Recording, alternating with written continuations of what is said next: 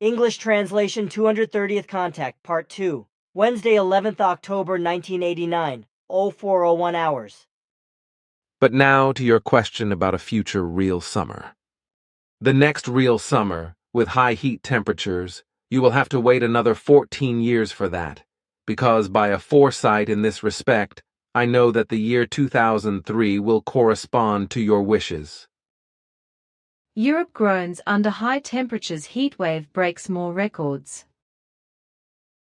Europe is groaning under the tropical heat and its consequences. In Switzerland, the heat has broken more records. Falling temperatures in Portugal provided respite in the fight against the fires. Bern, Frankfurt, Lisbon. Switzerland experienced one of the hottest days of this exceptional summer yesterday. The heat even deformed a railway track in the canton of Zug. As a result, the railway line between Cham and Rotkreuz was interrupted. The temperature ranged from 33 to 35 degrees, with 34.0 degrees in Zurich-Kloten. In Sion, a new absolute heat record was set at 37.2 degrees. The only hotter day so far this year was on the 20th of July in Geneva, with 37.8 degrees. Switzerland's absolute heat record of 39 degrees in Basel on the 2nd of July 1952 remains unmatched. Record temperatures were also recorded in the rivers. In the Broye in Payerne, the Swiss National Hydrology Service measured a new record of 27 degrees. The risk of forest fires remains high. According to the Federal Forestry Directorate, it is the highest it has been for almost 30 years. In Portugal, the fire brigade managed to bring almost all fires under control, according to the National Coordination Center. However, firefighters braced themselves for the possibility that a renewed rise in temperatures could rekindle the fires. Meanwhile, the death toll rose to 11. The fires, some of which have been raging for 10 days, have destroyed about 54,000 hectares of forest. The Portuguese government had declared a state of disaster on Monday. In Spain, too, the fight against the forest fires continued in several provinces. 200 people were evacuated from a village in the province of Burgos. In Extremadura in the southwest, there were 11 fires, 6 of which were classified as serious. So far, 13 people have fallen victim to the persistent heat wave. 30 degrees in London. The heat wave also spilled over into Great Britain at the beginning of the week. Totally untypical temperatures of 30 degrees in London and Manchester disrupted public life. Network Rail, the operator of Britain's railway lines, imposed a speed limit of 95 kilometers per hour on all lines for fear of track deformation. Hundreds of trains were cancelled. Today, Wednesday, 38 degrees could be reached in southern England, the highest temperature ever recorded in the kingdom. The previous record of 37.2 degrees dates back to 1990. The blisteringly hot summer weather also drove temperatures in southwest France to new records. According to Météo France, the mercury in Toulouse climbed to 40.7 degrees Celsius in the shade on Monday. Monday was thus the hottest day in the southwest since the end of the war. In Paris, temperatures of almost 40 degrees were measured again. There, people crowded the banks of the Seine, which were transformed into a long beach with white sand, deck chairs, and palm trees. The heat can also be felt in Italy. Not only does it make Italians sweat, but it also makes them come up with cool ideas. For example, many pre-cooled their pillows and pajamas in the fridge, observed the Milanese newspaper Corriere della Sera. At 54 degrees in the Palace of Justice in Genoa, the employees could no longer stand it at their desks. There was a protest action, which was also joined by the judges. The demand? Quick installation of air conditioning. The heat record of 40 degrees expected in Germany has already been exceeded in the street canyons of many big cities. According to a meteorologist, warm air bubbles rising from the asphalt can reach well over 60 degrees Celsius. An end to the heat wave is not yet in sight in Germany either. Due to the stable high-pressure situation, meteorologists expect the hot days with more than 30 degrees to continue at least until the middle of next week. And Der Landbote Wintertour, Wednesday, 6th August 2003.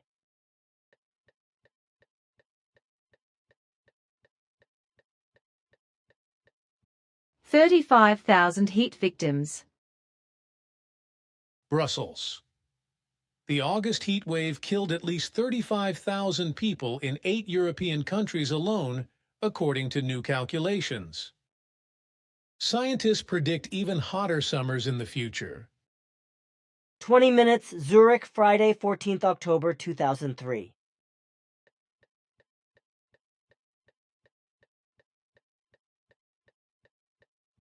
Feverish fight against forest fires in Portugal, state of disaster declared.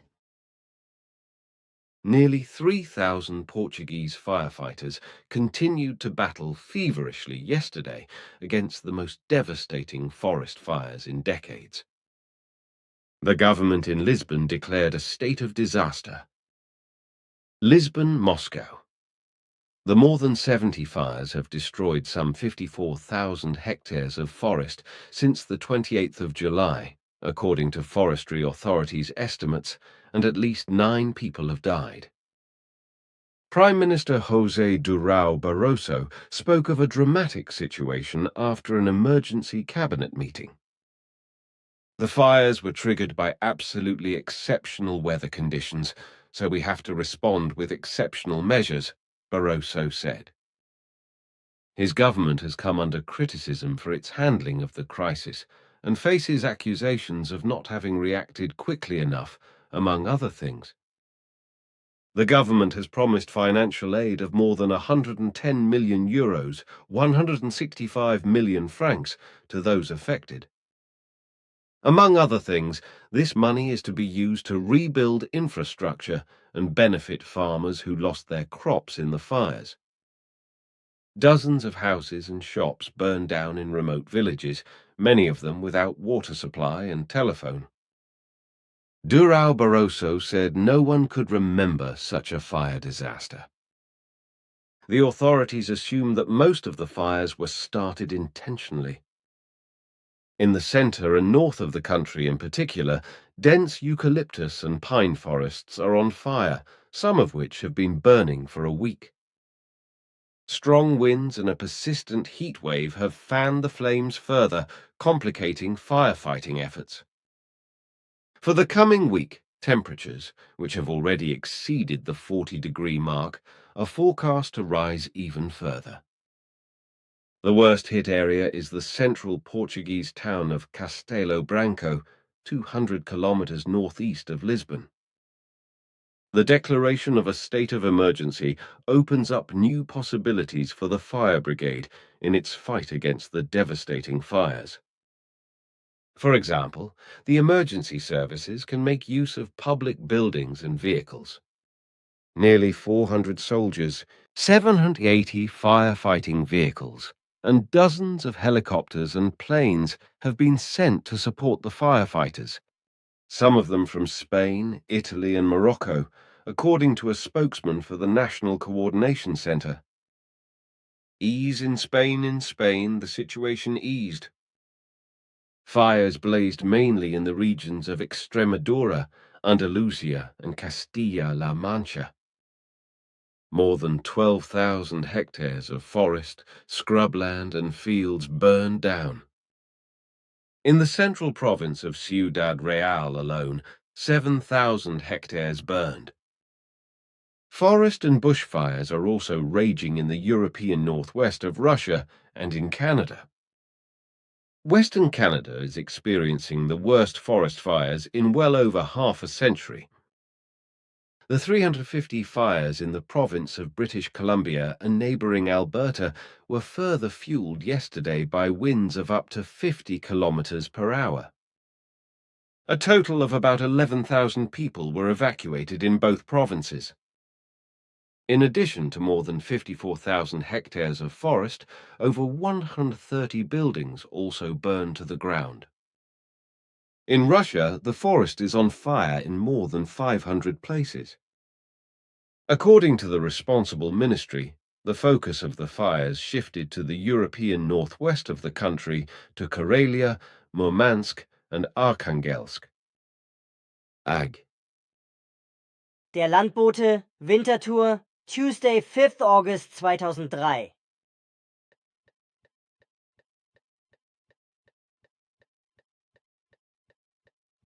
When fire leaps over the rivers in Portugal, forest fires have claimed 3 more lives. By Peter Burgart. Madrid. The entire disaster can only be grasped from space.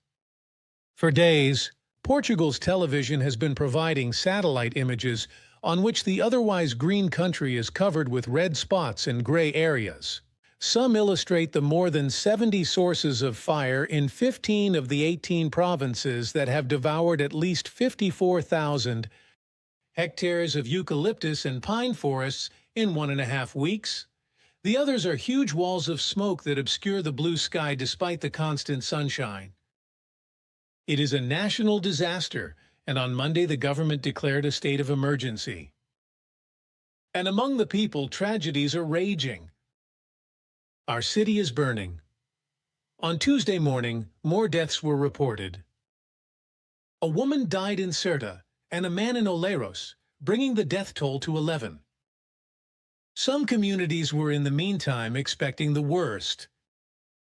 Our district threatens to become a desert, warned the mayor of the small town of Oleiros, in the vicinity of which 30 villages had to be evacuated. If no help comes, our whole town will burn, cried his colleague from Macau, where residents had to hold wet cloths over their faces to protect themselves from the smoke.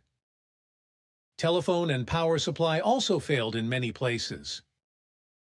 In the border area, the fire roller had rolled all the way to Spain.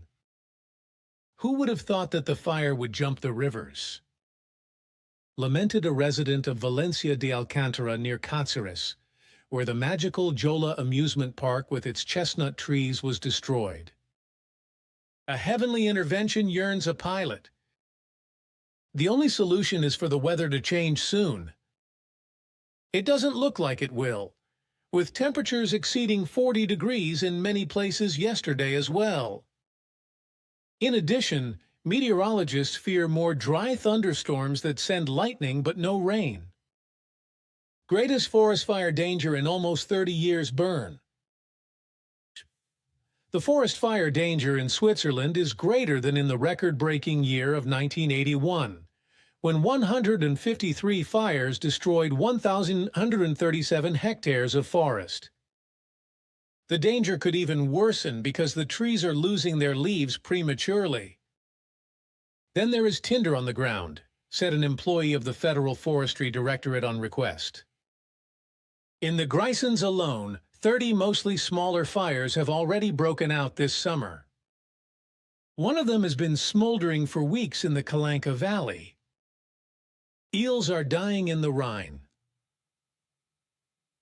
The current high water temperatures in the Rhine and Untersee have triggered an eel mortality. It is not yet possible to say how many fish have died. What is clear is that practically all of the eels that died were infected by the swimbladder worm and bacteria. These are always present, says Roman Kistler, head of the Thurgau Hunting and Fisheries Department. At present, however, the high water temperature in the shallow Untersee favors their spread. At the same time, the high water temperature is stressing the eels. It is probably the combination of the 3 factors that has triggered the mortality.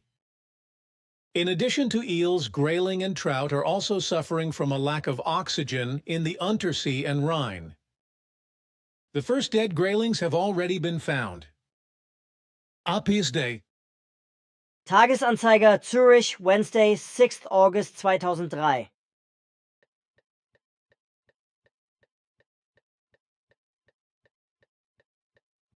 Food collection drought holidays for cows. Brunnen-Settend farmers in central Switzerland are collecting cattle feed for their colleagues in the Central Plateau, who are in need due to the ongoing drought. In addition, they are inviting cows from the dry areas to the alpine pastures for drought holidays. The fodder collection campaign was decided last week by the Central Switzerland Farmers Union ZBB. The Solidarity campaign is intended to help those who are in need through no fault of their own. The valley areas have also always helped us in such situations, said ZBB Secretary Franz Philippe. Silo bales and hay will be collected and made available at cost price to the farms in the cantons of Aargau, Baseland, and Solothurn, most affected by the drought.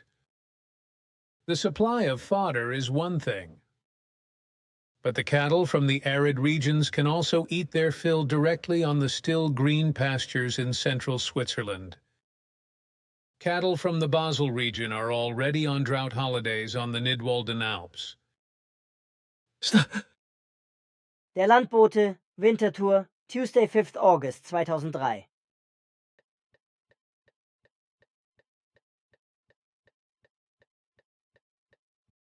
Forest fires, new fires caused by lightning. Lisbon, Vancouver. After the devastating forest fires in Portugal, the manhunt for arsonists is in full swing. In the area in central Portugal most affected by the fires, 25 suspects have been caught so far. Italy and Spain are also searching for culprits. In Canada and Croatia, new fires were started by lightning. In the Canadian province of British Columbia, firefighters are meanwhile battling 366 forest fires. Already 38,000 hectares of forest have fallen prey to the flames. Provincial Premier Gordon Campbell said the fire had left no life in the area. In the neighboring province of Alberta, the situation has improved somewhat. 1,000 residents of the village of Hillcrest in southwestern Alberta have been able to return to their homes. Thousands of evacuated Canadians, however, must continue to be patient. A lightning strike also triggered a large fire on the Croatian peninsula of Istria. Several hundred firefighters, soldiers, and volunteers were deployed with firefighting aircraft and ships. On the Adriatic coast, on the other hand, several fires were brought under control. Also in Russia, the number of forest fires decreased from over 500 to 445. Across the country, 6,800 firefighters were in action, the civil defense in Moscow announced. Der Landbote Winterthur, Friday, 8th August 2003.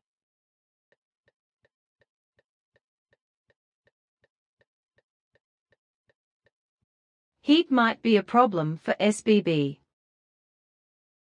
The heat deformed the railway track between Cham and Rotkreuz.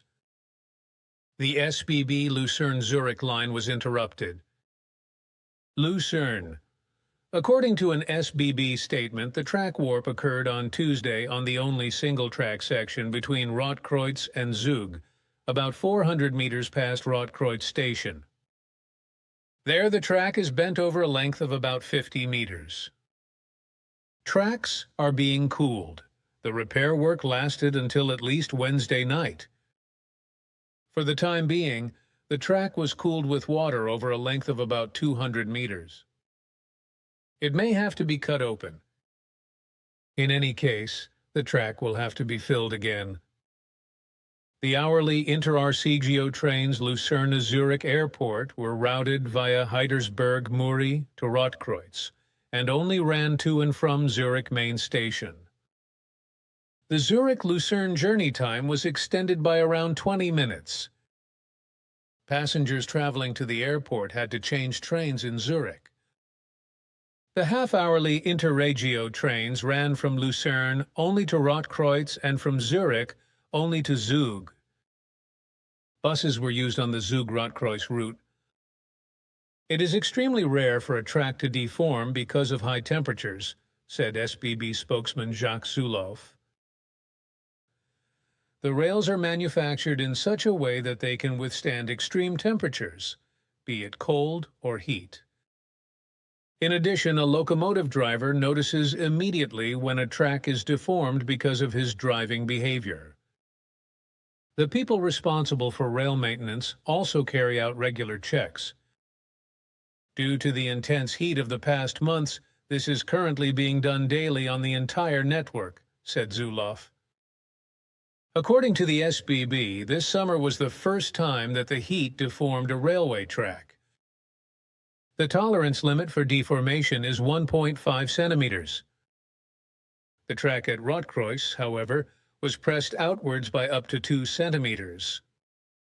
Sauna in the train compartment. Because the outside temperatures rise above 35 degrees, non-air-conditioned train carriages sometimes become saunas. Unfortunately, there is little that can be done about this, said SBB spokesman Ruedi Zuloff. There are no halls to park all the carriages in the shade. The only solution is to open the windows to ventilate the wagons. Cooling them with water is far too dangerous because of the electrical installations. SDAT. Tagesanzeiger Zurich Monday, 25th August 2003.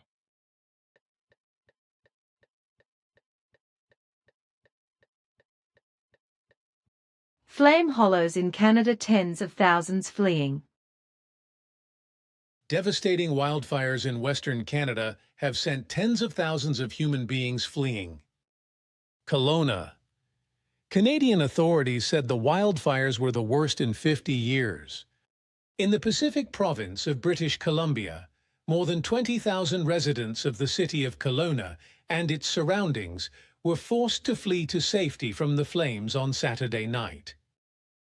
In total, around 30,000 people had to flee their homes within 2 days.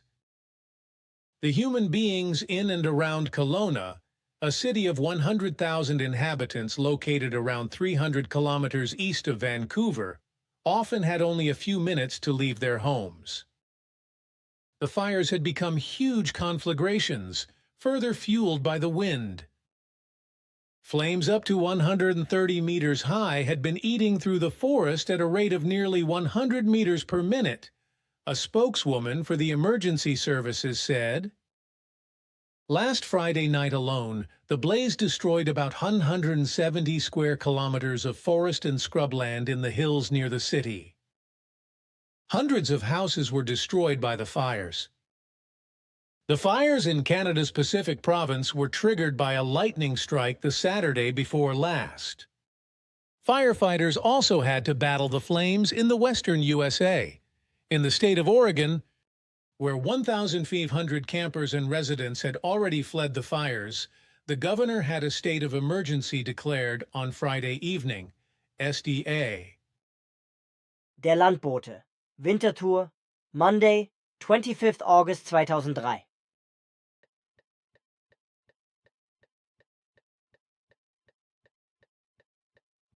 Forest fires devastation. Kamloops. Forest fires in Canada are ravaging more and more tourist destinations. More than 300 forest fires are raging in Alberta and British Columbia in Western Canada, and the provinces of Saskatchewan and Manitoba are also affected. Around Kamloops alone, about 300 kilometers northeast of Vancouver, the flames have burned nearly 40,000 hectares of land and destroyed dozens of homes in the last 2 weeks, according to authorities. More than 10,000 human beings had to be evacuated, according to authorities. Strong wind gusts continued to fuel the worst wildfires in Western Canada in half a century. Wildfires also continue to rage across the Canadian border. However, cooler weather set in on Monday, with light rain somewhat slowing several fires in the state of Montana. Agay. Der Landbote, Winterthur, Wednesday, 6th August 2003.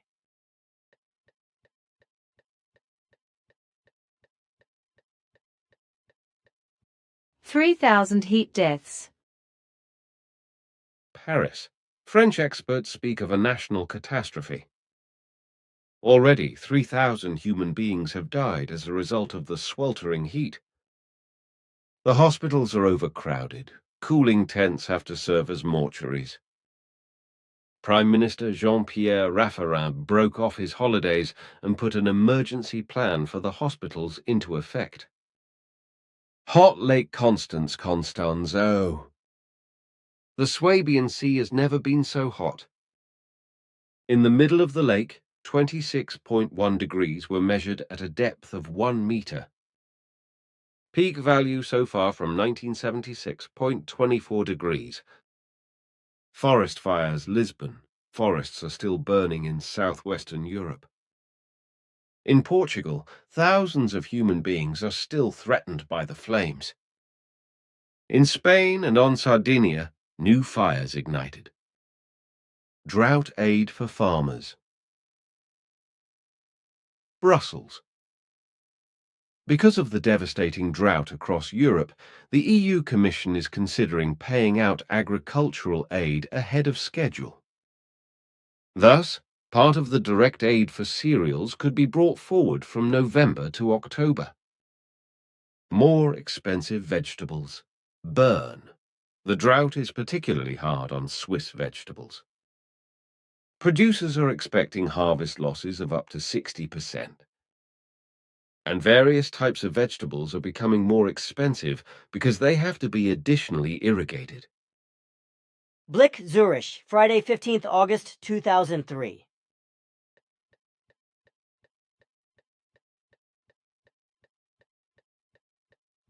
Bad weather. The storm swept across Switzerland at 140 kilometers per hour Bern. It was a storm that brought the long-awaited rain, but also swept destructively across Switzerland at 140 kilometers per hour.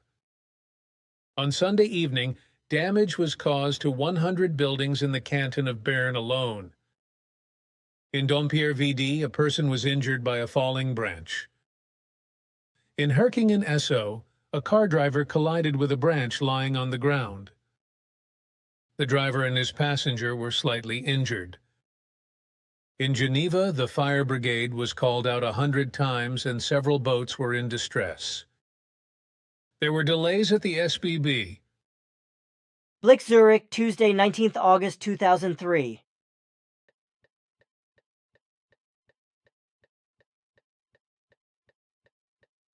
An estimated 500 to 1,000 human beings have fallen victim to the heat wave in the Netherlands over the past 3 months, according to the Dutch Statistics Office. Each degree above normal summer temperatures is thought to have claimed the lives of 25 sick and weak human beings per week, it said. Der Landbote, Winterthur, Friday, 22nd August 2003.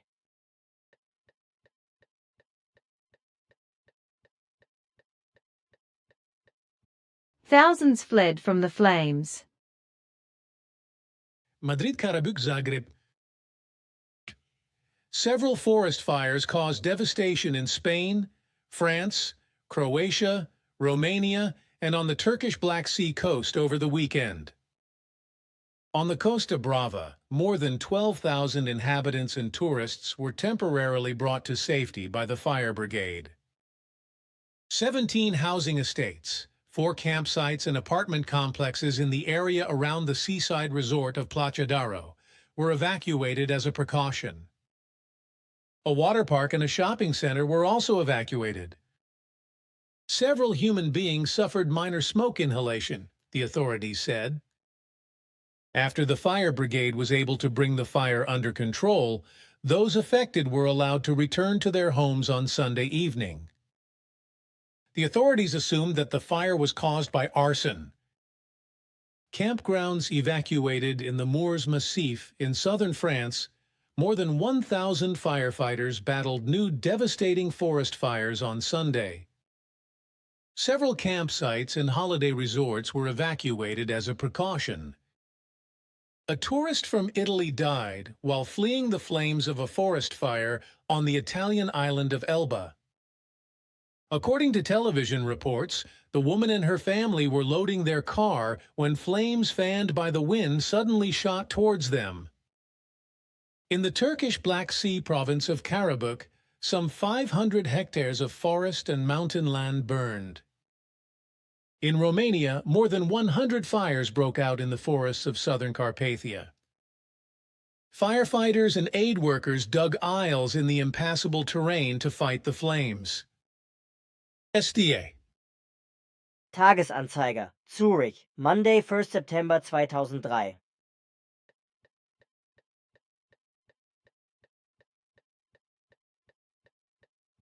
The forests are still burning. STA. Maria Giara Giumaglio. T. Tirelessly, the firefighters in Ticino and Graubünden's Calanca Valley are fighting the forest fires.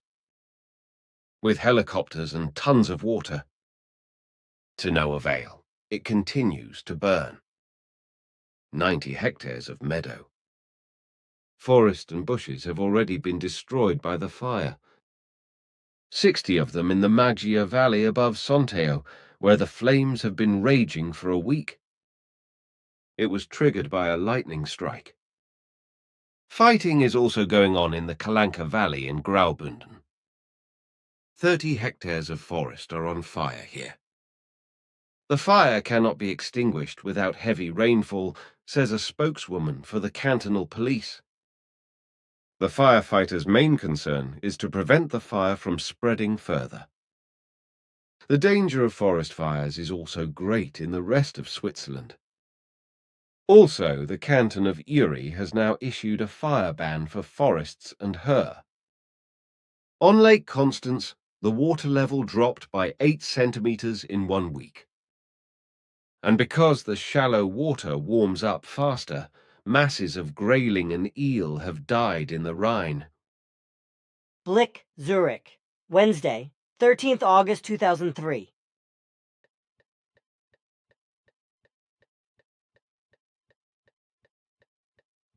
Devastating bushfire in nature reserve. The extreme drought has led to several forest fires in Switzerland. The fire brigades are in large-scale operation. Bern. The fires affected the cantons of Ticino, Grisons, Solothurn, Schwyz, Bem, and Vaud. A bushfire on Sunday evening in the Vaud Nature Reserve, Les Grangettes, caused particularly high ecological damage. According to police estimates, between 2,000 and 3,000 square meters of bushes and reeds burnt in the fire. The Cantonal Nature Conservation Service estimated the area burnt at around 15,000 square meters. Due to the great biodiversity in the area, the fire caused considerable damage. Especially rare dragonfly species became victims of the flames. However, the damage is not irreversible, as Philippe Gmour from the Vaudois Nature Conservation Service said on request. The birds had been able to save themselves, the affected insect populations had not been completely destroyed, and the burnt bushes and reeds would recover. According to initial findings, the fire is due to carelessness. According to police, the fire developed from 2 different fireplaces. Ash continues to smolder under earth. For 6 days now, firefighters have been trying to extinguish a forest and bush fire in Ticino's Maggia Valley in the mountains above the municipality of Someo. The impassable, stony and dry terrain, as well as the strong wind, make the extinguishing work difficult. On Monday, 3 Army Super Puma helicopters, 3 private helicopters, and 25 firefighters were deployed. So far, it has been possible to protect the lower areas of the valley from the flames, according to a statement. However, the situation at higher altitudes, where the ash often continues to glow underground, is causing headaches. As soon as the water dropped by the helicopters evaporates, the flames spread again, fanned by the wind. So far, an area of about 30 hectares has been destroyed. The cause of the fire is suspected to be a lightning strike. A forest fire has also been raging in the Kalanka Valley near Sta Maria in southern Grisons since Sunday evening. The fire had broken out due to the sweltering heat. A total of 20 hectares of forest in the difficult-to-access area of Pids di Renten are affected. The fire brigade tried to prevent the fire from spreading with 3 Super Puma and 2 private helicopters. Fire after car accident. In the canton of Solothurn, a traffic accident triggered a forest fire on Sunday evening. The leaking petrol ignited on the overheated exhaust system and set fire to a wooden fig tree. About 2 acres of commercial forest became victims of the flames. The fire brigade was on duty until Monday morning. A forest fire on the northern shore of Lake Thun was mild. Presumably as a result of construction work on a rockfall net, the forest floor and individual trees had caught fire on an area of about 200 square meters. The fire was extinguished by helicopter. A forest fire broke out in Grossi-SZ near Einsiedeln on Monday night. The undergrowth caught fire over an area of about 60 square meters. The fire brigade was able to extinguish the fire. SD8. Tagesanzeiger, Zurich, Tuesday, 12th August 2003.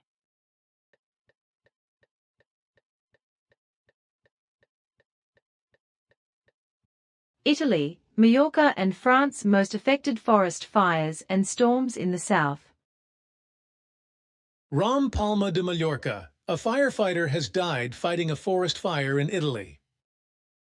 Meanwhile, on the Spanish island of Majorca, violent storms with hailstorms caused millions of dollars worth of damage. In northern Italy, a 46-year-old member of a volunteer fire brigade died when he fell into a 20-meter-deep ravine while fighting a fire at Lake Iseo, Italian media reported on Wednesday. Hundreds of forest fires have broken out in Italy in recent weeks. According to the authorities, arsonists are responsible for many of the fires. Already on Monday, 3 firefighters were killed in the Moors Massif in southern France when their fire engine was trapped by flames. The forests also continue to burn on the Var between Cogolin and Grimaud. Storms over Mallorca. While forests continue to burn in Italy, the Spanish island of Mallorca has been hit by severe storms after months of heat. The area around Costatex in the center was particularly affected, the local press reported. There, fist-sized hailstones damaged hundreds of cars and smashed through numerous roofs. "We have never experienced anything like this before," said one person affected. "It was like a bombardment." The storm also had its good side. For the first time since the end of July, temperatures dropped below the 30-degree mark. Mallorca and the other Balearic Islands have experienced the hottest August this year since weather records began in 1865. Der Landbote, Wintertour, Thursday, 4th September 2003.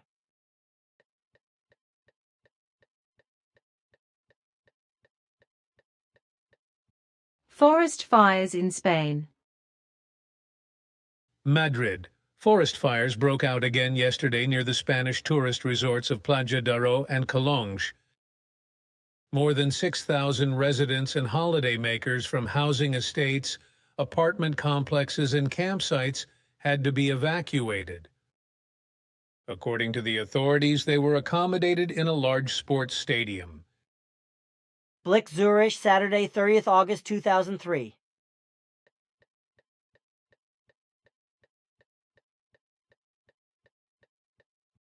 $13,600 human beings died due to the heat. Many more human beings have died from the heat in France than the government estimates.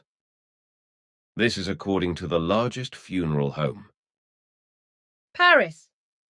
This month, 13,600 more human beings are likely to die nationwide than in August last year, the largest funeral home, OGF, said on Wednesday. Prime Minister Jean-Pierre Raffarin, who has come under criticism, warned that such estimates should be treated with caution out of respect for those affected. He said that reliable figures would be available in a month at the latest. So far, the government assumes up to 5,000 heat-related deaths. In the Greater Paris area alone, the number of deaths rose by a good 3,400 in August, explained the company OGF, which, according to its own information, organizes every fourth funeral. A spokeswoman explained that the deaths in the first 3 weeks of August were extrapolated to the entire month and then multiplied by 4. The mayor of Paris, Bertrand Delanoë, announced that 836 more persons had died in the French capital from the 1st to the 18th of August than in the same period last year.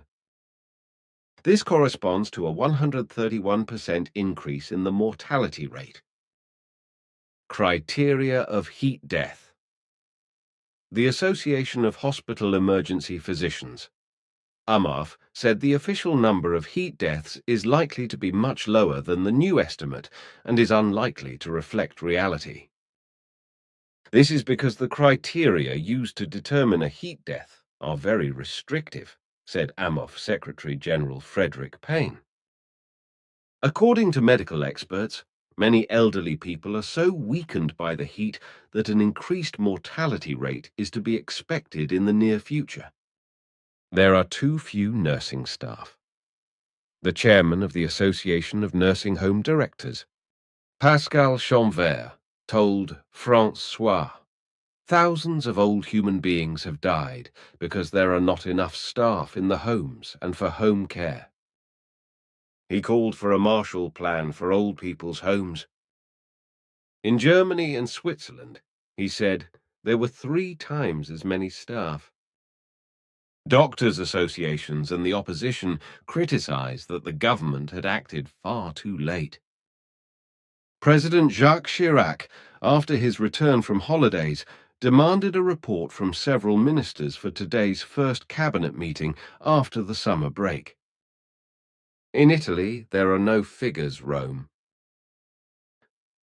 In view of the many heat deaths, the Italian consumer protection organization Codicons has called for an investigation by the government. The number of deaths in Italy is probably close to the official number of victims in France, Codicons said on Wednesday.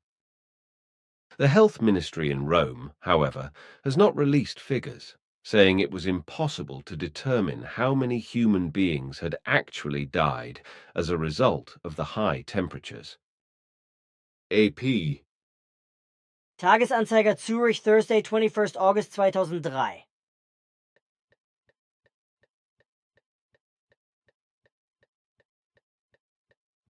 Major damage after new forest fires in southern Europe.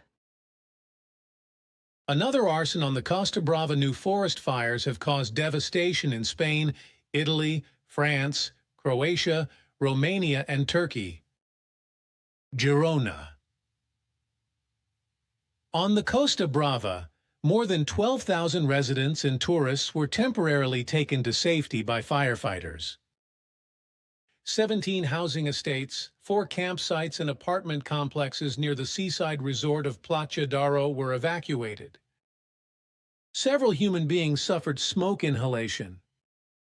Since the fire brigade had the fire under control, those affected were allowed to return to their homes yesterday. The authorities assume that the fire was caused by arson. A fire near Valencia ate through 200 hectares of undergrowth.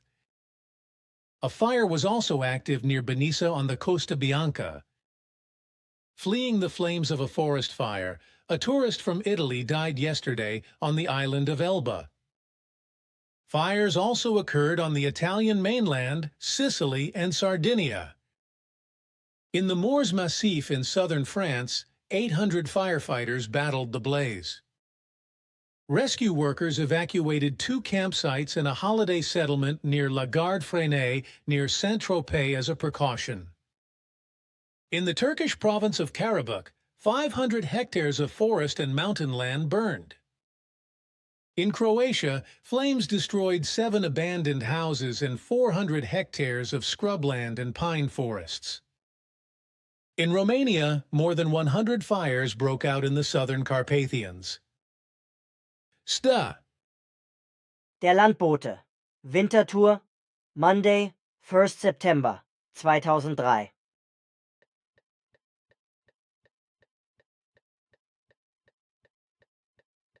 Glacier melting, torrential rainfall, water shortages, electrical energy shortages, mountain slides, landslides, mudslides, droughts, heat deaths, enormous storms and tempests, as well as floods, will also cause a great deal of calamity worldwide, which will also be the case for Europe and again, also for Switzerland.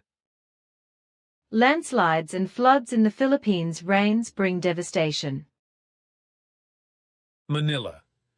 Landslides and floods in the Philippines are believed to have claimed the lives of well over 300 human beings. Helpers recovered 184 bodies by Monday.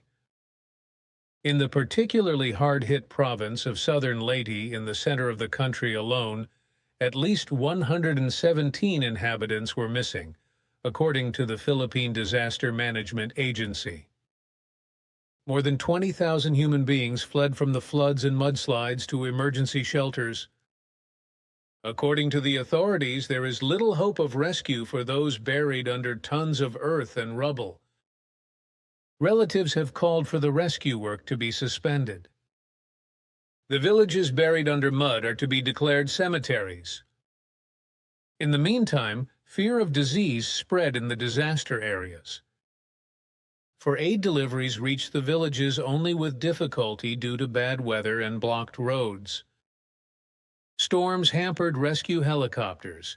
Trucks got stuck on the roads, said Defense Minister Eduardo Ermita.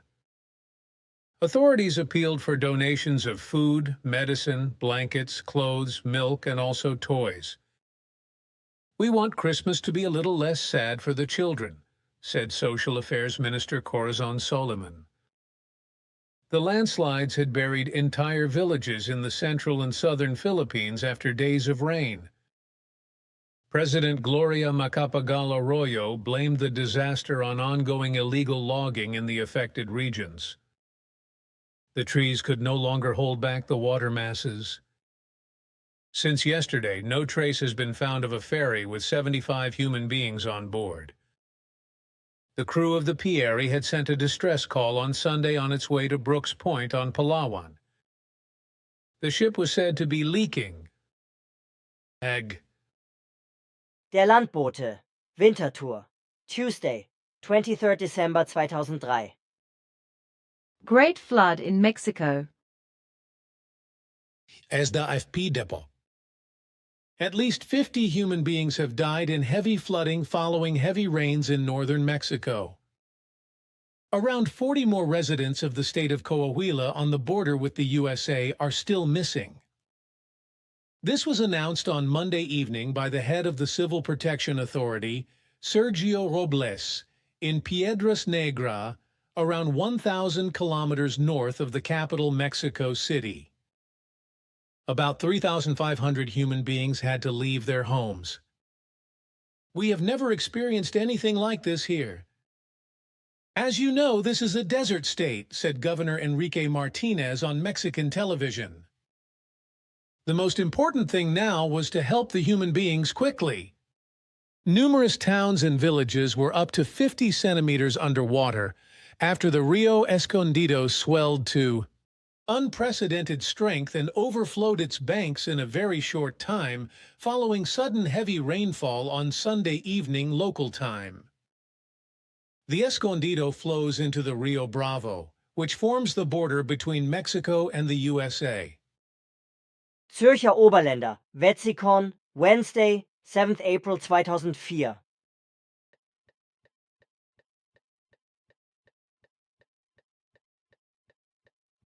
Aha, nice. Then I just wait until then. But concerning the forest fires, etc., of course, in many cases, criminals or careless and deliberate ones consciously commit crimes.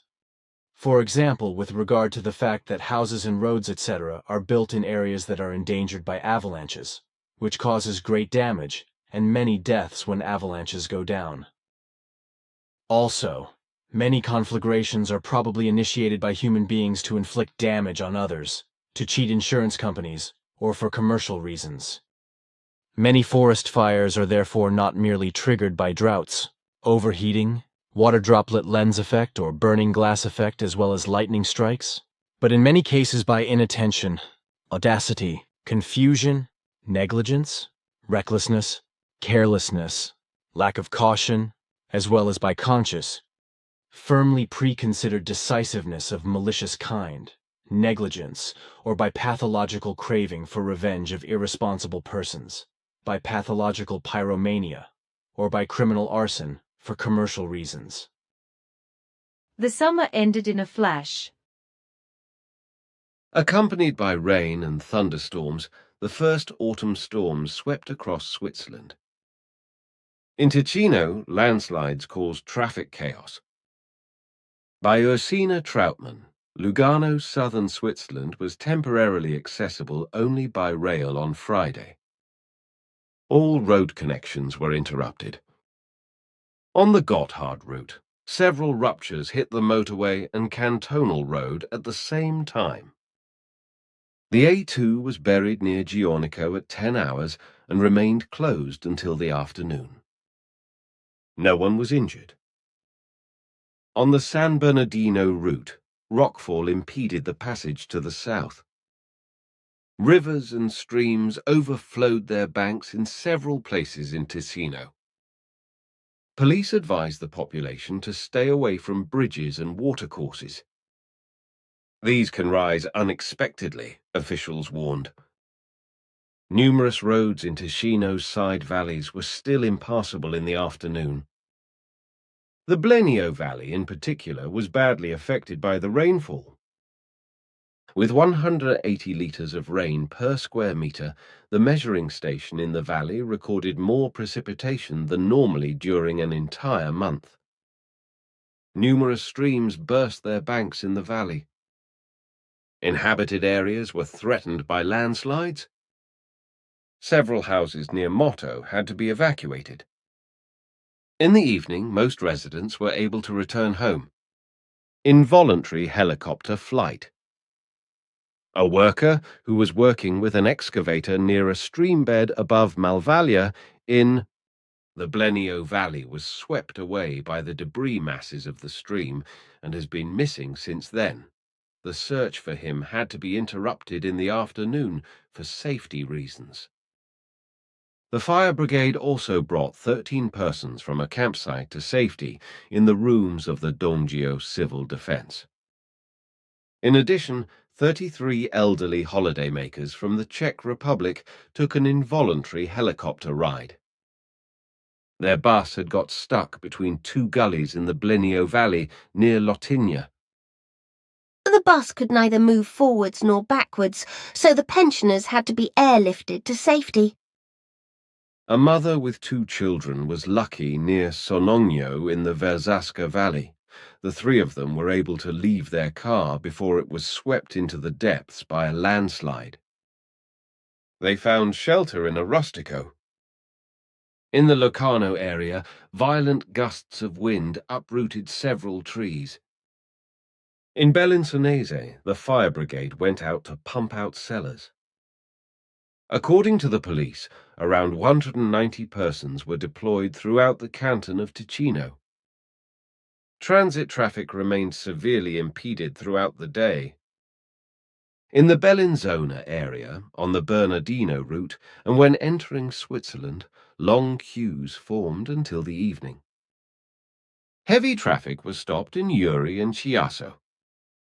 In the evening, the A2 was only passable on one side in the northbound direction. Romandi, roof on railway line. In Graubünden, The A13 over the San Bernardino was reopened in the early afternoon after a total closure for 1.5 hours. A landslide had buried the roadway near Meadows after a thunderstorm. Major flooding with high property damage occurred in the municipality of Valls, GR.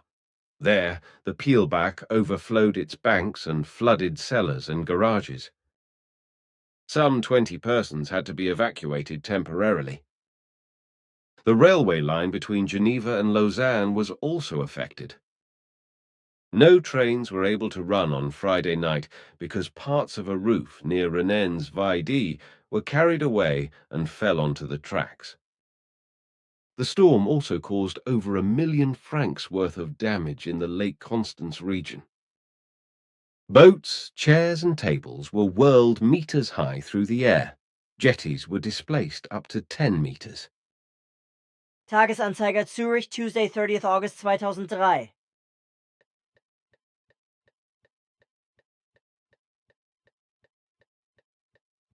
After the fire hell, a hailstorm in California. Los Angeles. Scenes like the depths of winter. The hailstones form a kind of snow carpet on the streets of L.A. Rain, like from buckets. Hailstorms and floods. A violent thunderstorm hit California, where the fire hell had recently been raging. The next day, it looked like a winter sports area in some places. But severe storms also swept across the eastern United States and the Midwest. Even Air Force One, George W. Bush's presidential plane, ran into turbulence on its return flight from Florida when it landed in Washington. So much so, in fact, that some people on board felt sick. Storm gusts with speeds of up to 120 kilometers per hour uprooted trees, blew semi-trucks across the roads like toy cars, and knocked down power poles. More than 1.4 million households had no electricity. Thousands of families were left in the dark for several hours. 2 human beings lost their lives due to the storms. Even in Puerto Rico and the neighboring Virgin Islands felt the torrential downpours. The governor of the island of Puerto Rico, which belongs to the USA, declared a state of emergency in 4 localities. Blick, Zurich, Saturday, 15th November 2003.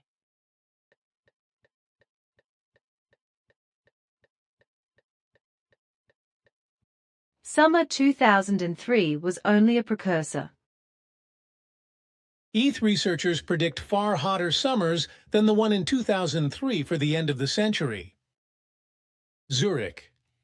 According to a statement by ETH Zurich, the past record summer has caused climate researchers some headaches. The high temperatures did not fit into the existing climate records and could not be classified in the long-term observations. Scientists from the ETH Institute for Atmospheric and Climate Science in Medio, Switzerland, have now published a possible explanation in the scientific journal Nature. The basic assumption of the researchers is that the exceptional conditions of the past summer can be attributed to the increase in climate fluctuations. Not only are average temperatures rising, but fluctuations around the mean are also increasing, they say. This increases the probability of extremely hot summers. The model calculations have shown that between 2071 and 2100, about every second summer should be as warm or warmer than that of 2003. The researchers also assume that the greenhouse gas concentration will double compared to today's level. The warming will not take place evenly, however, the researchers note. There will continue to be cool and rainy summers. The study also points to problems arising from the more extreme temperatures and lower rainfall. Agricultural businesses or users of hydropower would face major problems in view of the increasing variability of the summer climate. AP Tagesanzeiger Zurich, Monday, 12th January 2004.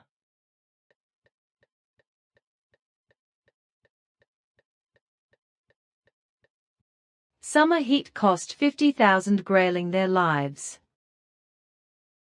Only a small percentage of grayling in the Rhine survived the summer. Stein am Rhein. The past hot summer has severely damaged the fish population in the Rhine. An estimated 50,000 graylings perished due to the high water temperatures, according to the hunting and fishing authorities of the cantons of Thurgau and Schaffhausen. A fishing ban is in force for grayling until the end of January 2004. According to the authorities, initial surveys of the extent of the damage were only possible when the water temperatures dropped. Stock checks with the net at Stein am Rhein SH showed just 3.3% of the catches that had been made on average in the years 1993 to 2002 in the same season and with the same fishing effort. In Dasenhofen TG2, the results were sobering. Despite a major effort by 14 experienced fishermen, not a single grayling was caught this year. The authorities conclude that only a small percentage of the once thriving grayling population in the Rhine has survived. They also say that hopes that this year's stock had at least escaped disaster were not borne out. The grayling is not extinct, but it will take years for the stock to return to its usual strength, a fisheries supervisor said. AP! Tagesanzeiger Zurich, Tuesday, 23rd December 2003.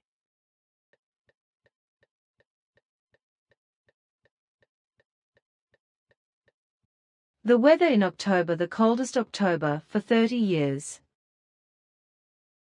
Weck, October was too cold, very wet, and a little too dull. After a warm start to the month, temperatures were almost consistently below the seasonal norm until the end of the month, especially in the second half. The first third of the month was mainly characterized by low pressure. From the 10th to the 19th, Central Europe was under the influence of a stable high-pressure system centered over Northern Europe. The last third of the month was characterized by pre-winter conditions. In the night of the 24th, winter advanced into the Reichland with snowfall, and above the snow cover, the lowest October temperatures since the beginning of measurements were recorded at numerous measuring sites. Cold record in La Brevine. The largest temperature deficits of 2.5 to 3.5 degrees were recorded in the Jura, the foothills of the Jura, northeastern Switzerland, and the Alps. In the central and western Midlands, in the Valais Mountains, in the Gotthard region, and in most areas of Graubünden, the heat deficit was 2 to 2.5 degrees. In central Valais, in the Föhn areas, and in the southern valleys of Graubünden, the negative deviations were I to 2 degrees. The southern Ticino benefited on individual days from the mild northern Föhn and recorded a deficit of only a few tenths of a degree. In the dry, high-level cold air above the snow cover, the lowest October temperatures to date were recorded in the night of the 25th and partly also on the 26th in the Jura and occasionally also in the Alpine valleys.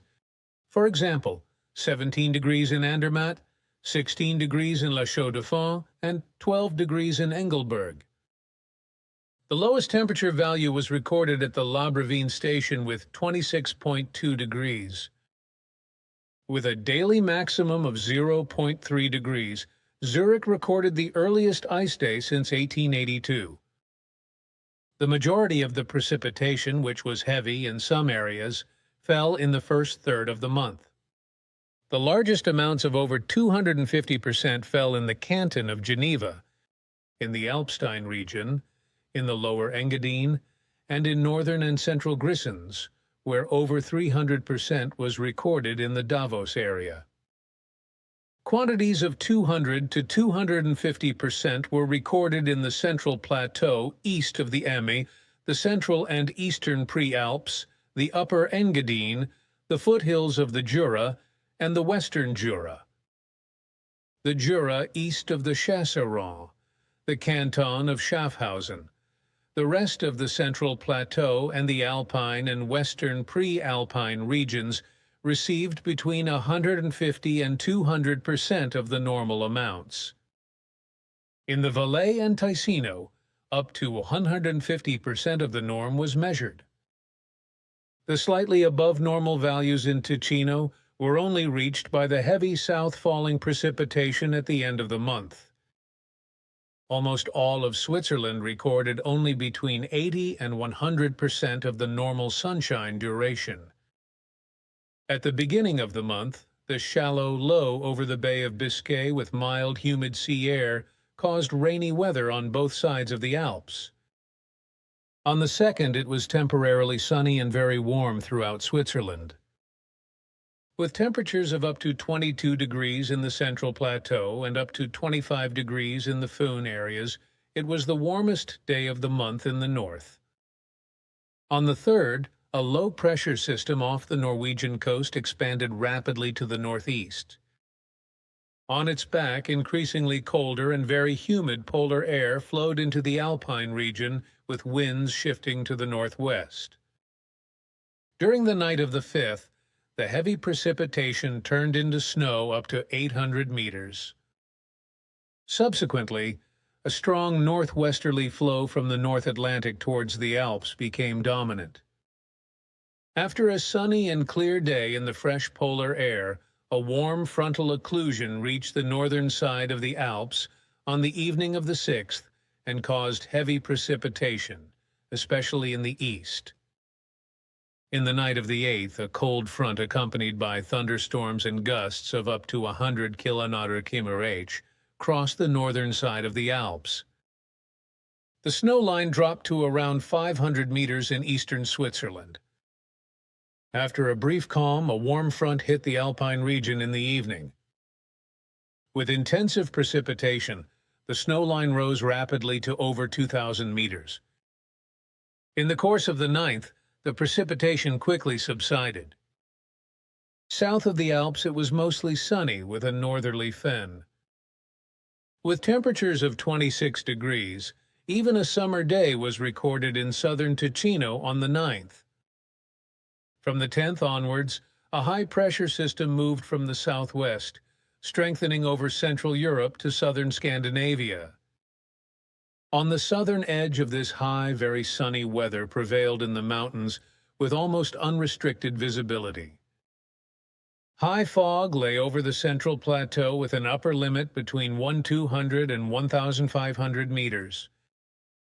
A weak disturbance approaching from the southwest brought some precipitation to the Jura and western Switzerland in the night of the 14th. In the middle of the month, the high pressure extended to eastern Europe. With increasing breezes, temperatures in the lowlands again dropped noticeably.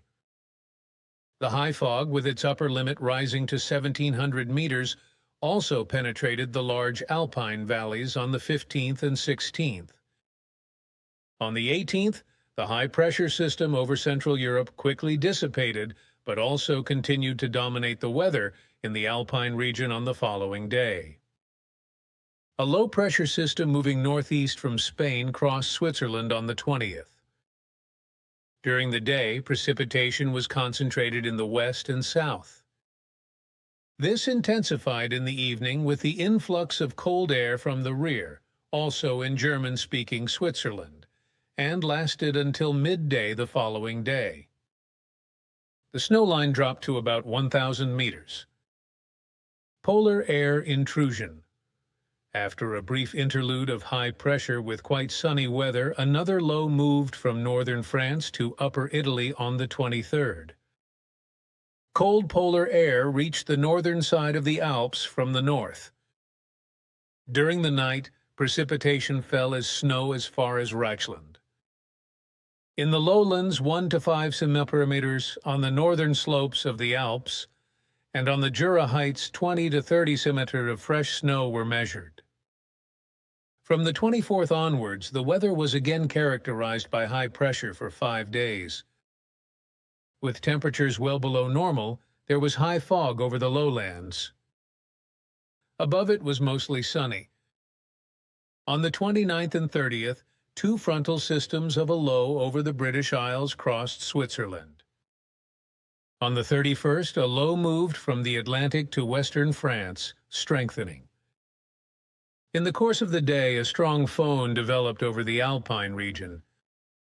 On the phone-exposed summits, gusts reached 150 to 185 km/h. In the Föhn valleys, 110 to 125 km/h with temperatures of up to 19 degrees. On the southern side of the Alps, precipitation intensified massively. With hourly values of 6 to 13 millimeters, totals of 70 to 120 millimeters fell in Ticino by the time of the morning measurement on the 1st of November. Neue Zürcher Zeitung, Zurich, Friday, 7th November 2003.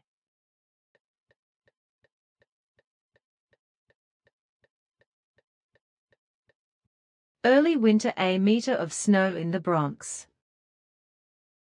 With up to 40 centimeters of snow on the streets of New York, winter has arrived unexpectedly early in the USA. For the city, it was the first such heavy early onset of winter since 1900. New York. The snowfall began as early as Friday. A new record of up to half a meter of snow was measured in the Bronx. Authorities were also preparing for possible power outages. Many shops were sold out of snow removal supplies. "It's organized chaos here," said a vendor in Rhode Island. Hundreds of people came to his shop looking for snow shovels. In the northeastern United States, the first major snowfall over the weekend caused numerous traffic delays. 5 human beings died in accidents on icy roads in the states of New Jersey, Connecticut, and Virginia. Up to 60 centimeters of snow was forecast for parts of the East Coast. Thousands of air travelers were stranded for hours because of the snow. From Washington to Philadelphia and New York to Boston, airports reported problems with their runways. Boston International Airport was the hardest hit and had to be temporarily closed. In Washington, the initial snowfall was not as heavy, but it still upset President George W. Bush's travel plans. The president actually wanted to fly to a dinner in Baltimore, but the snowfall did not allow him to do so. So he traveled in a convoy of cars, which led to more traffic jams on the highway. Nevertheless, the dinner was a great success. It raised $1 million for Bush's campaign. Stop. Der Landbote, Wintertour, Monday, 8th December 2003.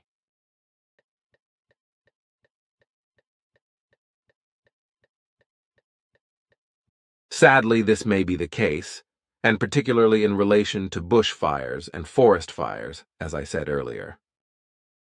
Endless terror list. Zurich. Actually, UN Secretary-General Kofi Annan should have started his speech before the terrorism conference today with a minute's silence. Yesterday, 2 Iraqi UN staff members and an Iraqi policeman were killed, and 19 other human beings were injured in a suicide attack on the UN headquarters in Baghdad.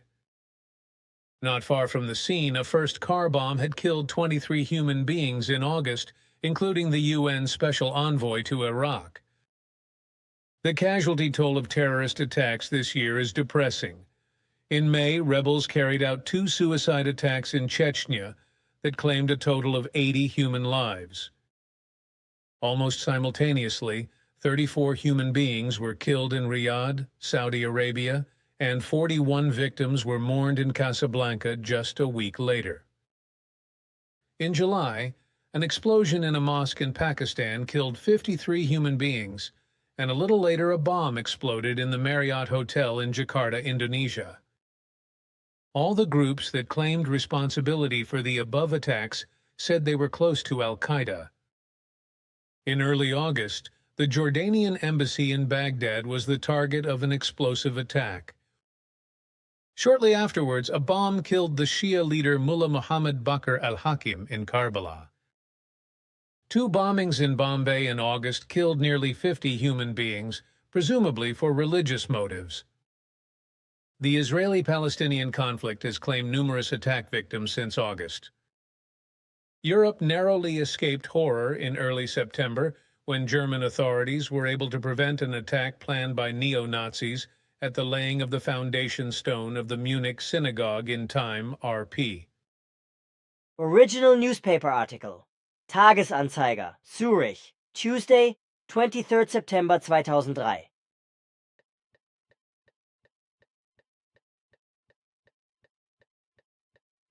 In the coming time, however, it will also be the case that the sun's radiation will penetrate to the geosphere due to the ozone layer damage in a much stronger manner than it does under normal conditions with an intact ozone layer. As a result, the entire flora and fauna is dangerously affected by droughts, with the small and large plants up to the level of trees drying up, while the animals die of thirst. Because of the great heat, the waters will also dry out, or become that warm that the water creatures, such as fish, etc., die, fall ill, waste away, and fall prey to death due to lack of water. But also the Earth human will, due to the intensified and unfiltered solar radiation, become afflicted by melanoma of the skin, which will cause many deaths, in addition to the fact that many human beings will also be afflicted to a great extent by solar allergies, which, like melanoma, are not of harmless nature. Just as it has always been, both in terms of bush and forest fires, and also in terms of all the global natural disasters, the melanoma of the skin and the sun allergies, except that, according to your words, in the time to come, everything will increase enormously, and everything will get out of hand. But there is also the problem that many know-it-alls, such as doctors, professors, nutrition experts, and others who claim to know everything better, say that a lot of liquid has to be drunk when the temperature is high. In this regard, however, I have made quite different experiences, namely that at high temperatures only very little, and when you do, then only a little hot tea or coffee may be drunk, because any other liquid is immediately sweated out again, and accordingly the thirst increases further. Alcohol of any kind should not be drunk when the temperature is very high, because otherwise it can cause a circulatory breakdown and body heat buildup. In the Rhone Valley, 10,000 human beings are fleeing the floods. Tagesanzeiger, Zurich, Thursday, 4 December 2003. Hundreds of thousands of Japanese after earth tremors without electricity, chaos on road and rail, 500 injured in massive earthquakes der Landbote. Winterthur, Friday, 27. September 2003. The strongest weapon of terror. Neue Zürcher Zeitung, Sunday, 5. October 2003. This is of rightness. Alcohol of any kind should be avoided under all circumstances when the temperature is high, as it can cause life-threatening reactions. The higher the heat temperatures rise, the less should be drunk. Too much fluid can be lethal because it washes out too many vital substances from the brain and body. Fuel tank fire at Hokkaido aftershock. Number of injured rising the Landbote. Winterthur, Monday, 2020 September 2003. Fierce storms. Minor damages. Tagesanzeiger, Zurich, Toshing 20, December 2003. If you have to drink, then only hot beverages such as tea, coffee, or other equivalent things should be supplied to the body in small quantities. Sports. Too much water is unhealthy. Pulse tip. Zurich, September 2003. If the body is supplied with large amounts of fluid, in addition either cool or even cold, it is excreted again by the body in the form of sweating, or it ends in death.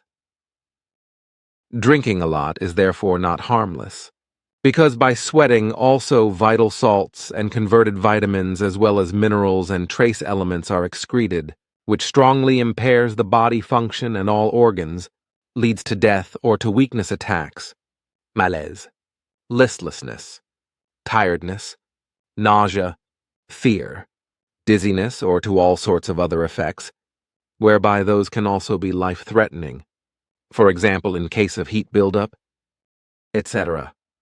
In the north, the heat is only perceived as stronger by the human being because they are not very used to it, while the human beings in the south exhibit a better heat tolerance. This is because human beings in the northern hemisphere have a much thicker blood that flows through their veins with greater difficulty than is the case with human beings in the southern hemisphere, who have a much thinner blood that flows more easily through their veins. But human beings can change, namely by acclimatizing themselves. In order to acclimatize from south to north or from north to south, so that the blood becomes thicker or thinner, an average time of about half a year is required, after which the other climatic condition is well coped with. Then I would like to address you again about the depression of which you once said, I do not remember when that was, that certain bacteria from horses and other animals can also cause depression in human beings, if there is a genetic predisposition to do so. Can you explain to me in a little more detail the meaning of such a predisposition? The predisposition manifests itself as a gene anomaly, which is responsible for depression arising when, on the one hand, thought-feeling-based and thus also psychic factors generate depressive facts. Protection against Depression. Tagesanzeiger, Zürich, Mittwoch, 23. Juli 2003, kurzes Gen macht anfällig für Depressionen, Neue Zürcher Zeitung, Zürich, Mittwoch, 30. July 2003. It concerns those genes, one of them being long and the other short, which are responsible for the fact that the messenger substance serotonin reaches the brain in correct quantity through the so-called carriers. The genetic anomaly consists of a double gene arrangement of two genes of the same size, namely, two short genes. As a single gene, the short one produces less serotonin carriers than the long one, which means that fewer equalizing and mood-enhancing messenger substances enter the brain, leading to a susceptibility to depression. This is in contrast to the situation where two long genes are present in parallel, or both genes' variations are present in combination. However, the more serotonin reaches the brain, the more mood elevated a human being becomes. On the other hand, however, there are also bacterial forms found with a wide variety of plants and animals, which, if genetically susceptible people are infected by them, cause these human beings to develop depression. However, it is also a given in certain human beings that they are carriers of such a bacterium of depression and can pass it on to those fellow human beings who are genetically susceptible to it. In these cases, the aforementioned genes are influenced by the bacterium in such a wise that they are inhibited in their function. How frequent are such gene anomalies, which could also be called DNA anomalies, right? And serotonin is, after all, the messenger substance that is responsible for the good mood and the elevated sentiment of the human being, as you yourself have mentioned. But it is probably also the case that the human beings themselves always decide by their view and attitude, etc., whether their genetic predisposition is allowed to come into play or not, by which I mean that they very well have the might to keep depressions or any particular symptoms of illness under control, or even to avoid them if they behave healthily and properly in relation to their world of thoughts and feelings. By this I mean that, in terms of depression and certain symptoms of illness, it is the same as with the horoscopic cosmic and galactic swinging waves by which the human being is hit. Depending on how he or she relates to these swinging waves, how he or she interprets them, they generate their negative or positive effect accordingly. In other words, if a human being believes in the nonsense of an idiotic horoscope that was created by someone who does not understand horoscopy, then the nonsense actually occurs because the human being, in his or her irrational belief in it, works towards it.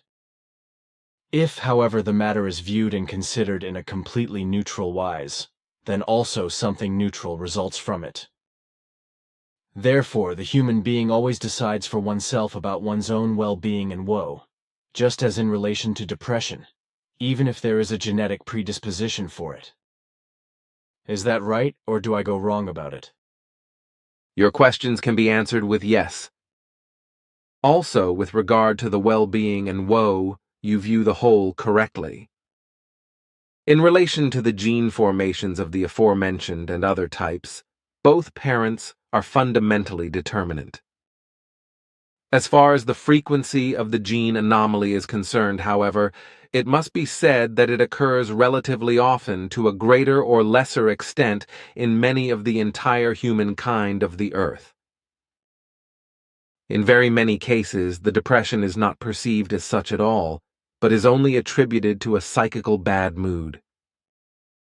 However, really extremely severe acute depressions remain within a tolerable range in terms of numbers. Gene anomalies that fundamentally lead to depression are such that they respond to life situations and conditions, as well as to bacterial forms, etc.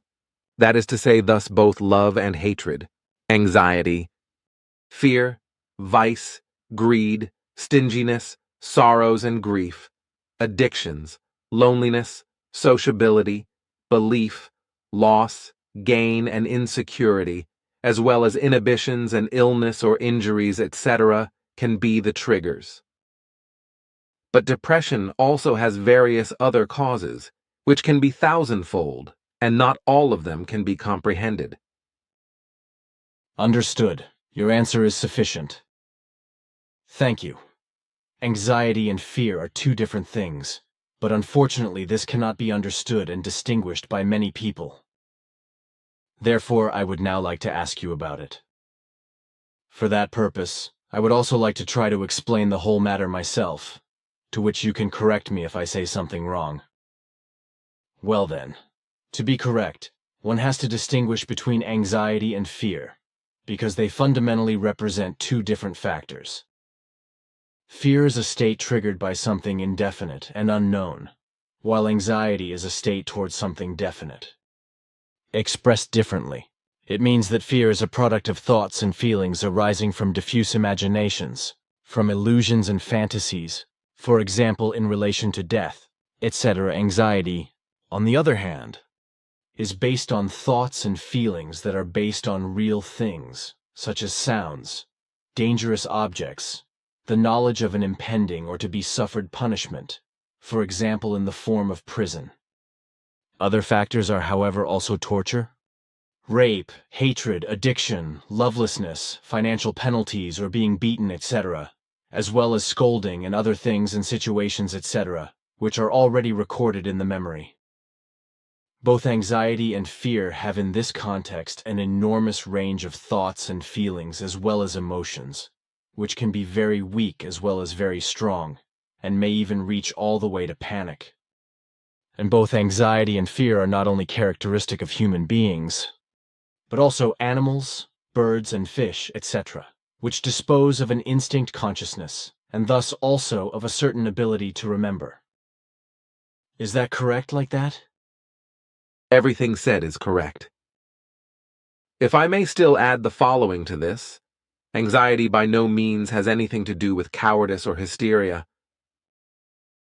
As you rightly said, anxiety and fear must be strictly distinguished.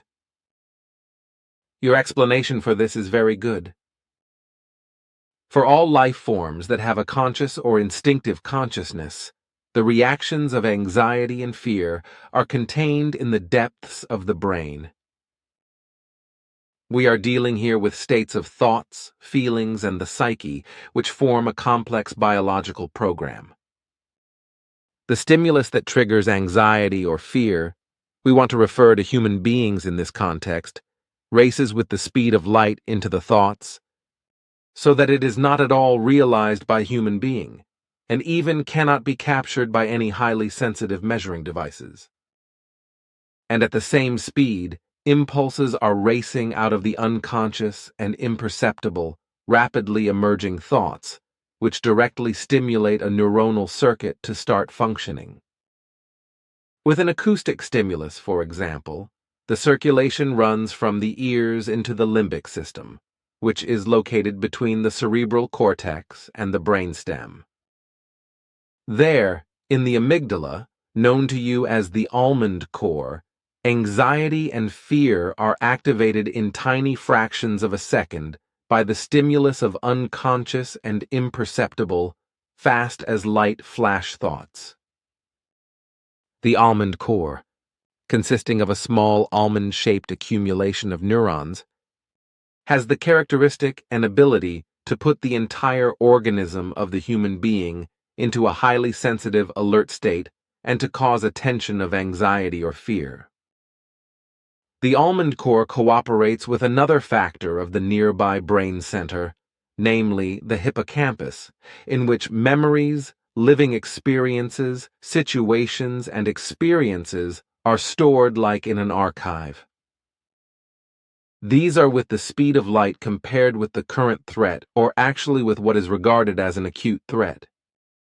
However, the whole process is not consciously perceived by the human being, because the conscious realization of the anxiety or the fear only manifests itself once hormonal signals emanating from the almond core trigger the anxiety reaction or fear reaction like a torrent. Put in different words, the following happens. The almond core sends the instruction, that is to say, impulse to the hypothalamus, to release the corticotropin-releasing hormone.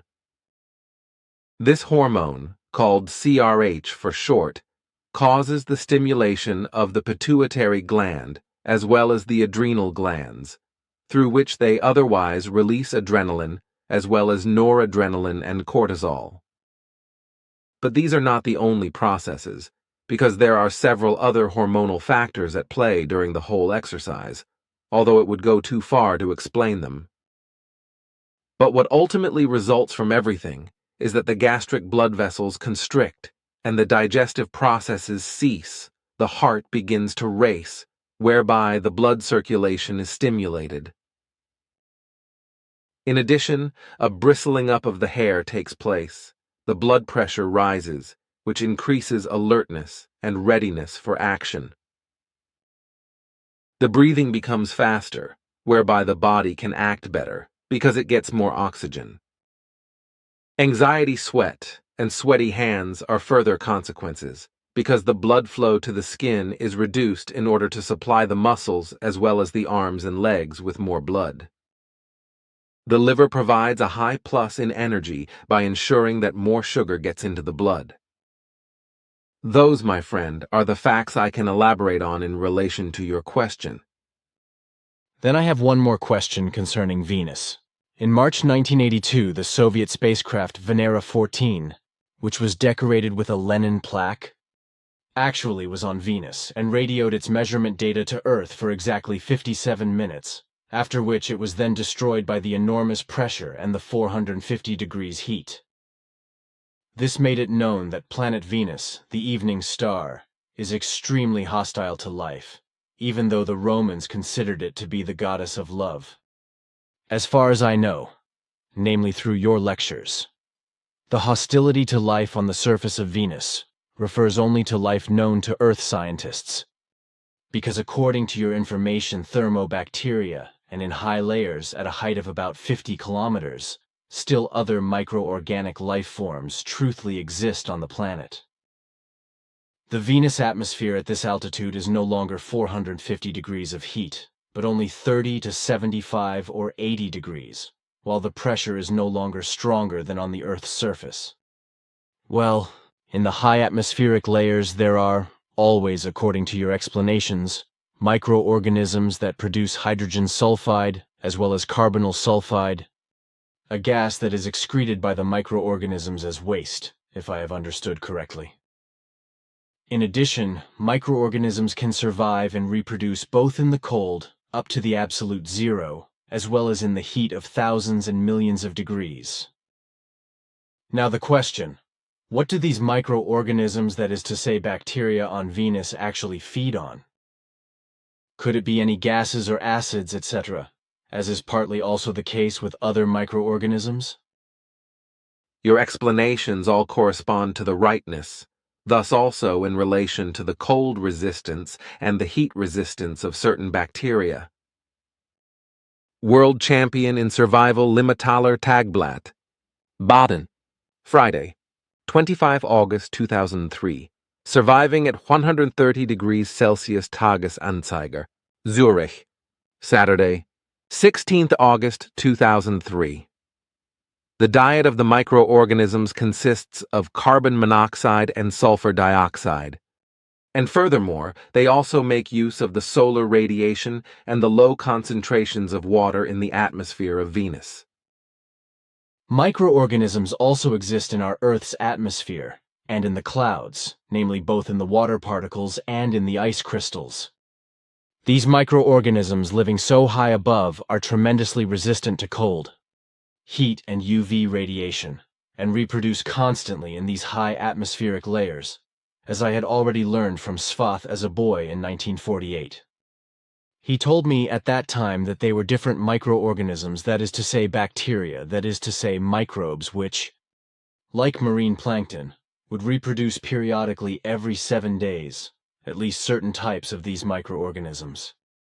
And as on Earth, certain microorganisms have penetrated the atmosphere of Venus from outer space, while the majority of them originated on the planet itself, when it at the earliest times still carried water, which however was also impregnated from outer space by bacteria-carrying comets, asteroids, and microorganism clouds.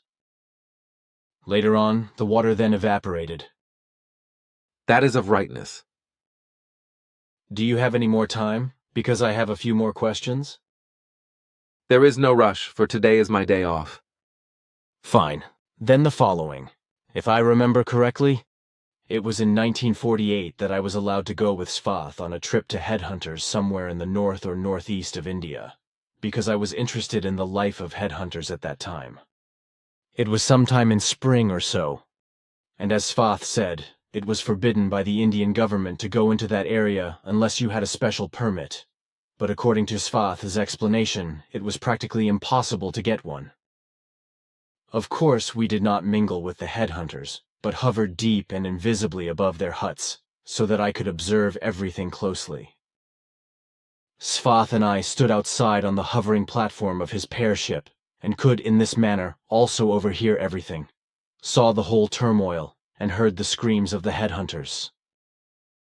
Suddenly everything became completely quiet, and then suddenly shrill cries shattered the silence, followed by an almost devilish laughter. As Svath said, this was the sign of the beginning of the beheading of captured enemies waiting for their end in a dedicated hut on the village hill. Several half-naked young men of the village swung spears and stormed up to the prisoner's hut to kill the prisoners who had entrenched themselves there. However, their undertaking was senseless, because the young headhunters hit the defenders with large machetes, only to suddenly separate their heads from their bodies with a single enormous stroke of the heavy machetes, which were then picked up by the young and blood-spattered headhunters under the frenetic howls of the villagers and swung around as a trophy. The blood of the beheaded people just splattered around, and in fact I felt pukey and almost had to vomit afterwards. According to Svath's explanation, there were about 36 numerically large headhunting tribes in that area at that time, who often fought feuds with each other and considered the heads of their enemies cut off as trophies of prestige for the warriors and their tribe. Many dozens of the naked skulls were kept on special roofed wooden racks, as I saw myself. And indeed, in those years many human beings were still robbed of their heads by these headhunters, especially when downright slaughter feasts took place, as Svath explained to me. The beheading of the prisoners in spring, however, was not an actual act of war by the headhunters, but a religious ritual to achieve an increase in the fertility of the women in fields. This was done by beheading the prisoners in a sham fight, whereby the unfortunate ones only had primitive shields for defense, but no weapons. By beheading the prisoners, Svath explained to me, Their life energy was sacrificed, that is to say, consecrated to the fertility, completely according to a long-standing religious ritual. And as Svath explained, young men of the headhunting tribes also had to prove their manhood, that is to say, maturity, by separating the head from the body of an enemy with a deliberate stroke, whereby the life power of the killed passed over to the villagers. This is because in the belief of the headhunters, the imagination rumbled that the life power, or the essence of life, would be anchored in the head, which is why the killer, after knocking off the head of an enemy, then brought this life power back to a holy place in the village, from where the power then passed over to the whole village community, as well as to all its possessions and to the women and fields. Thus, a head cut off from an enemy was regarded as a reason for a bloody dance feast, as well as a means of gaining a high reputation, but also as a consecrated sacrifice for the fertility, a good harvest, and a lucky charm for the headhunters with regard to good chances with the women. Moreover, young men were only allowed to procreate their own children when they had proved their own fertility, which happened precisely by beheading an enemy in an act of war, or indeed a prisoner. My encounter dates now just over 40 years back, but even today I am still bothered by what I saw and experienced back then.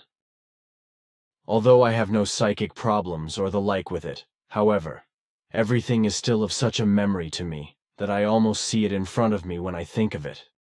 Truthfully, I have seen many deaths, digested and coped with them, and never created lasting psychic problems for myself with them, because these deaths always had very specific stories and forms, which were to be accepted and understood. But the encounter with the headhunters was something completely different, because the ones who were killed were defenseless and could not protect themselves. Rather, they were literally slaughtered as a result of a religious delusion. That is the thing I cannot accept. It is true, I was still very young at that time, just 11 years old, and it was my own wish that Svath let me see what I had lived through. But I was already able to cope with it well then. But I really could not accept it. And indeed not to this day, because killing defenseless people, as is also the case with the statutory death penalty, means nothing more and nothing less than a murderous slaughter. It was certainly no mistake of Svath to let me watch everything, quite the contrary, because I am still very grateful to him today. Because I learned a lot from it about the human inner nature, which I would certainly never have learned in my lifetime, and which helped me a lot in my life and strengthened me in my mission.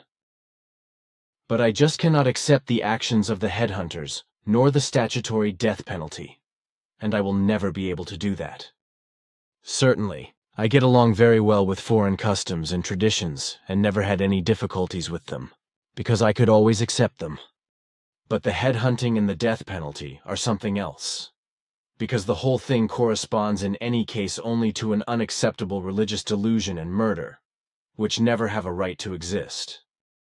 But the reason I am telling you all this is because, on one hand, I want to ask you if you know anything about this story of my encounter, and if it is possible for you to once again bring me to the place where it happened.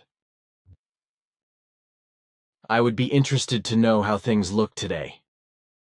Your encounter is familiar to all of us. The headhunters of Nagaland, the Naga warriors, as they are called, no longer practice the bloody headhunting tradition in an open form, but in very rare cases only in an utmost secret manner, which may, however, change at any time because the old rituals are secretively still alive. If you nevertheless want to visit that area and the tribe secretly, because we would also have to do it secretly today, then I am gladly prepared to fulfill your wish. If you like, we could fly there next Friday afternoon. But you have to be aware that it is still officially forbidden to enter Nagaland, and that we cannot allow ourselves to be seen by the inhabitants. Nevertheless, if you have time, then I would like to go, that is to say, fly there again. Then so be it. However, that doesn't mean that you want to leave now, does it? Because I still have several questions. There is no rush, as I have already explained. So if you have any more questions, then just bring them up. That makes me happy. Thank you. It is always said that vegetarians and vegans are supposed to live longer than non-vegetarians who eat meat and other animal products. But as I know the whole matter from experience, there is no difference in this regard. In addition, I view the matter in such a manner that the human being is fundamentally an omnivore, and not a grain picker who only eats grain, vegetables, fruits, berries, and salad. Furthermore, it can often be detected with human beings how they nourish themselves. So meat and animal product eaters usually have a healthy skin color as well as an opaque, firm skin, while vegetarians and vegans often have a skin that somehow appears translucent and afflicted with disease. Although it cannot be denied that meat and animal product-free food in the form of cereals, vegetables, fruit and salad, etc. is healthy. However, a diet limited to these substances does not provide the body with all the necessary vitamins, trace elements, minerals, enzymes, and proteins, etc. that it needs, which is why certain deficiency symptoms emerge. Since the human digestive system is designed in such a manner that it absorbs and processes everything, it also requires a mixed diet, which means that it needs meat and other animal products as well as fruit, lettuce, vegetables, and berries, etc., in order to function properly. Also the salt, the sugar, and the fat must not be forgotten in this context, because these food products too are of necessity, even if only in a moderate form, so that not too many calories are taken up, because these led in unreasonable quantities to obesity and reduce life expectancy, as already Svath taught me. Do you have any further cognitions in this regard? Karl-Heinz Collins, Saarbrücken. Do vegetarians really live longer? PM, Munich, September 2000. Well, you have mentioned the main facts, but I would still like to say the following about it. There is no difference between meat and animal product eaters, as well as those that eat only fruits, vegetables, berries, grapes, salads, roots, juices, and all kinds of other vegetable products. This means that the latter do not live any longer than eaters of meat and animal products. During the whole process of eating, it is only important that the food is not consumed in exaggerated quantity and not too fat-containing. The less animal fat there is in the diet, the less chance there is of contracting obesity or all sorts of diseases, such, for example, cancer, heart disease, biliary, liver or kidney problems, etc. If fat is thus only consumed in a moderate way, there is no difference with regard to the mortality of both groups. Meat from bred animals contains, as a rule, much more fat than is the case with wild animals, in whose meat more unsaturated fatty acids are given, which are of enormous importance as well as very valuable for the human being. It is therefore of enormous importance that animal fats are consumed as little as possible in terms of nutrition, because, among other things, they are extremely high in calories and further obesity, and thereby also damage the health. It must be taken into consideration that in the digestive system, the food is burned to energy, that is to say, converted into energy, whereby the so-called free radicals develop, which can attack and influence the genome as well as the cells in an extremely harmful way. A kind of continuous fasting is therefore beneficial to health and life prolonging. With continuous fasting, I refer in this context to not eat senselessly, but eating only small portions with decency, whereby of course all necessary substances such as vitamins, enzymes, minerals, proteins, and trace elements, etc., must be contained in the food or separately supplied to the body. My rule for this is that when I eat, I only consume as much food as it agrees with me. Consequently, I stop eating when I could still eat something, and there is still a slight feeling of hunger. This is the way of rightness. Well, then the following. Spartacus was a warrior for the oppressed. Despite all ancient reports, his origin is still unknown today, as is his death. It is said that he died in the Battle of the River in 71 BC, but his body was never found. The Romans had united all their military legions in this battle, and thereby defeated the army of Spartacus. As punishment for the slave revolt, the victors then crucified more than 6,000 defeated slaves, namely along the Via Appia from Capua to Rome. In Capua, too, was the gladiator school, run by a certain Gnaeus Lentulus Batiatus, where Spartacus also learned his gladiator craft, before it came to an uprising in the spring of 73 BC by a few more than 200 gladiators in Capua when they stormed the prison kitchen, armed with all sorts of things they could just get their hands on. So the prison itself became the arena. I know some things about Spartacus, but if you know more about it, then please let me hear. Indeed, I know quite a few things. So listen then. The term gladiator is based on the main combat tool of gladiators, the sword, which was called gladius in Latin language. Gladiators were not amateurs, but fiercely trained fighters. A gladiator training center was in Capua, and being a gladiator meant practicing a veritable craft to perfection as any other craft was. The gladiators were true masters of the art of fighting and true fighting machines, whose only destiny was to kill the opponent in the fight, and to remain victorious, and not only in the fighting arena. Truthfully, gladiators in special legions were actually also used for war purposes, which, however, has remained largely unknown to this day. The gladiator school of Gnaeus Lentulus Batiatus, whom you mentioned, was a strictly guarded prison with thick stone walls in which slaves were trained to become gladiators. Already the training often resulted in deaths, because ultimately they also fought with sharp weapons, which, however, were only given out for practice fights, and then kept under lock and key again, under strict guard. There were great and glorious heroes among the gladiators, but as a rule they were still no more than slaves without rights who were the property of slave owners, who used their enslaved fighters for betting or who had to duel to the death for their owners over love affairs. The unbreakable rule of gladiators was simple. Every fight was to be fought for life or death or victory, whereby even for the best fighters there was no hope for a better or even a free future. Ultimately, every gladiator ended up in his own blood when he was killed by his enemy and sank into the dust of the arena. Some gladiators managed up to 10, 20, or rarely even 25 or 30 fights, but then they were so worn out and exhausted that they could not endure another fight and were killed by their opponent.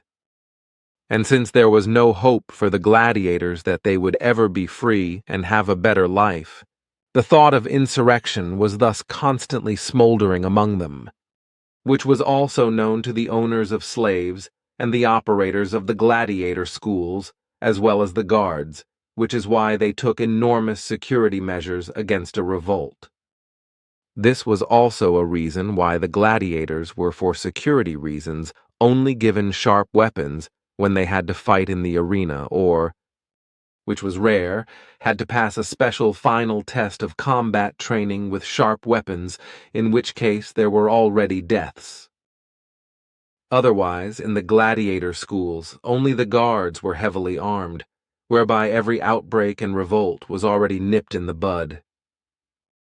Nevertheless, the thought of an uprising was constantly smoldering among the gladiators, until in the spring of 71 BC, what was considered impossible by the slave owners and their guardians actually happened.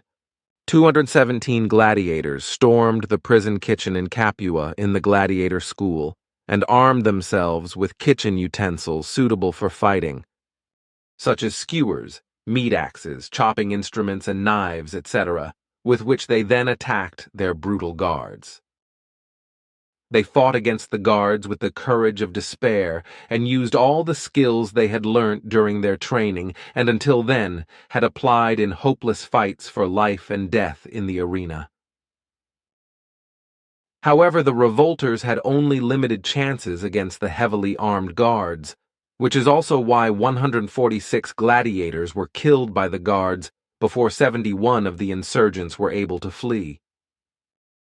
The guards themselves became prisoners, for they could not flee through the closed doors and over or through the thick walls of the prison, and so many of the guards were massacred by the revolting slave gladiators.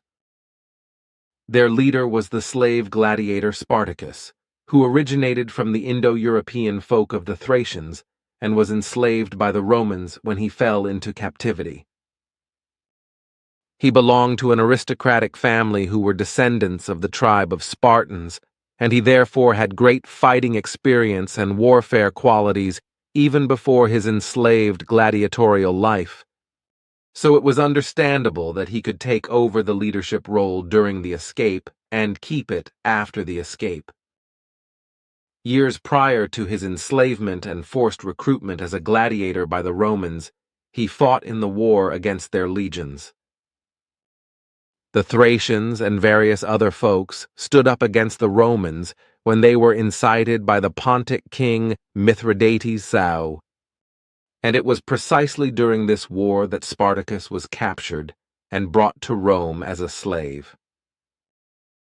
Thus he changed from a fighter for freedom to a fighter in the arena, to a gladiator who had henceforth solely to fight for his life. And since he was as good as a perfectionist in the handling of weapons and in combat, had enormous physical strength and a high intelligence, as well as a brilliant intellect and a good education, his destiny was sealed. Such persons were unceremoniously taken by the Romans to the gladiator elite school of Capua, where they, being experienced in weapons and combat, besides fighting, also had the task of acting as gladiator trainers, which from then on was also Spartacus's fate. The revolt and the escape of the gladiators from the gladiator prison in Capua was certainly very annoying for the Romans, but at first nobody cared much about it, except for those legions who were chasing them. Actually, the 71 gladiators were now free, but they still could not lull themselves to safety, because in fact they always ran the risk of falling back into the hands of a fifth part of a Roman legion, about 1,000 men, who followed and chased them. In Roman times, an entire legion comprised 4,000 to 6,000 men on foot and about 300 horsemen and the entourage. The legion was divided into 10 cohorts, that is to say 400, to 600 men each, as well as 30 maniples, with 133 to 200 men, and 60 centuries, with 100 men each, and formed the highest unit of the Roman army. Then, in the late antiquity, a legion was made up of only about 1,000 men. Although the gladiators had seized various weapons from the killed guards, so they had also in that regard quite a bit at their disposal, in addition to the kitchen instruments. But nevertheless, their chances of staying alive were much smaller than just before, when they were still enslaved gladiators and had to fight for their lives in the arena. Thus, 71 slave gladiators were on the run and always in danger to fall into the hands of the bloodhounds, who outnumbered them several times. So the refugees had no choice but to keep on fleeing in order to escape the Roman legions chasing them. In so doing, however, they managed to raid and plunder a weapons transport destined for another gladiator school, so that the escapees could better equip themselves. Word got around. Of course, and wherever the escaped gladiators appeared, slaves fled time and again from their owners and joined the Spartacus Legion, which is how the gladiator troop was now popularly known. And more joined in, also impoverished farmers and escaped prisoners, so that in the following weeks a small army assembled itself.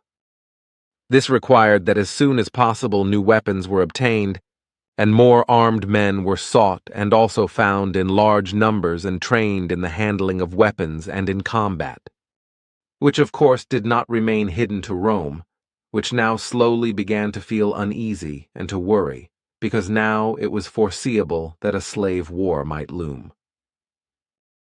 This was all the more dangerous because the Roman Empire had major domestic and foreign political problems, and the majority of its legions were engaged in warfare at practically all borders of the empire and beyond. Therefore, there was a lack of time and the necessary army to follow and fight against the increasingly rebellious gladiators and all their companions, the escaped slaves and prisoners, as well as the peasants and adventurers, and figures who had struggled for all sorts of reasons. Moreover, it was not glorious for the legions to militarily fight escaped slaves and prisoners, gladiators, peasants, and all sorts of rabble, in contrast to the situation when through successful military campaigns at the borders of the empire or beyond, much fame and spoils of war could be gained.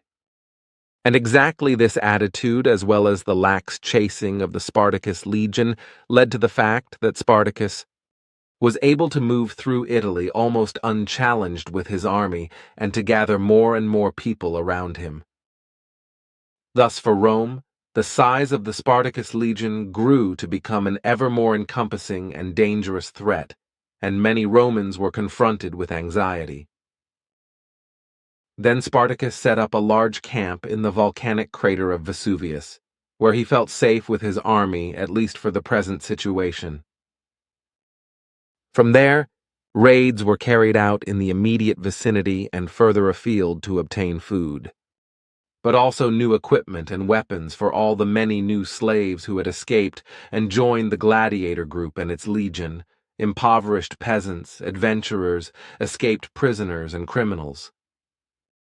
Also further escaped gladiators, as well as further a social rabble of all kinds joined the Spartacus legion, so that it finally comprised 11,803 men, which was roughly equivalent to 2 large Roman legions.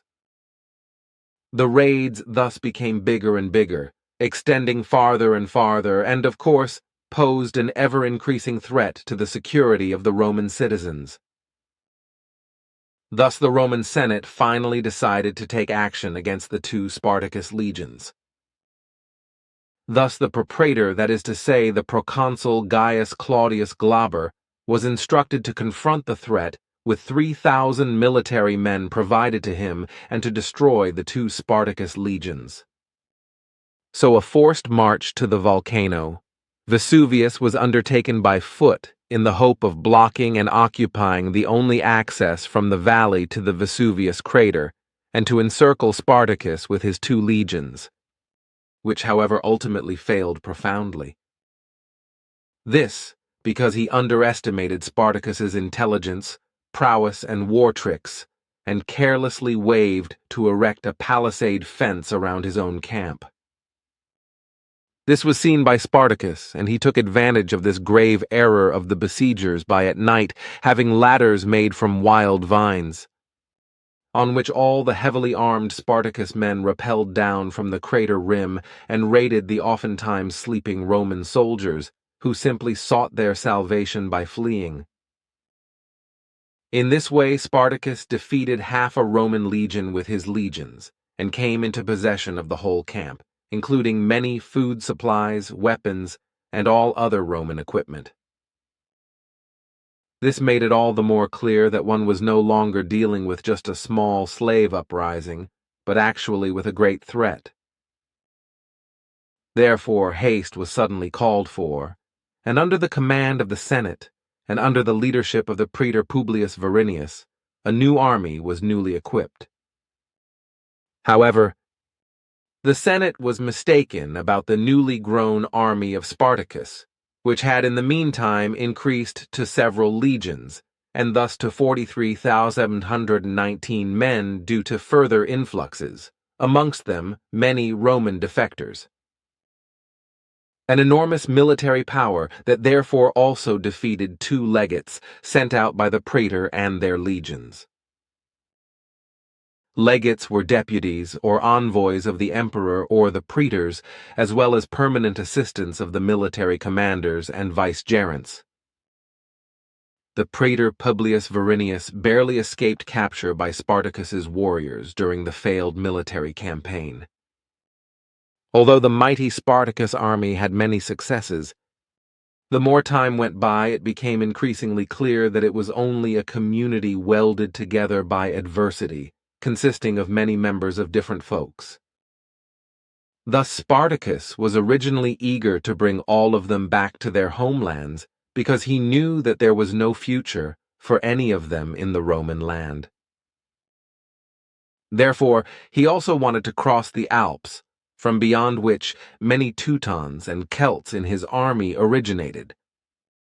However, a fellow sufferer named Crixos, who had been in Capua with Spartacus and stood by his side as leader, was not of the same opinion because he wanted to stay in the Roman land and lead the immense army against Rome. The two, however, could not agree to forge a joint action against Rome, which is why the two separated together with their personal supporters.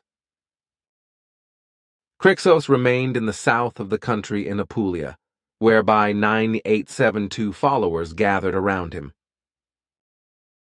As Spartacus made his way north, 35,416 men from the army that had grown further moved with him. The Romans' anxiety grew enormously, as it was feared that Spartacus would now attack Rome. Therefore, the Senate decreed that a go-out strike against Spartacus and his legions should be led, in order to get rid of the danger. Hence a total of 4 large legions, as well as a considerable number of other troops, altogether little more than 30,000 men, were ordered under the command of Gnaeus Cornelius Lentulus Clodianus and Lucius Gellius Poplicola, who in the year 72 BCE were both consuls, and had therefore also the supreme command during times of war and authority over the legions. Of course, the Romans learned of the separation of Spartacus and Crixos, so they set out to take out Crixos and his fighters. This then took place at Mount Garganus in Apulia.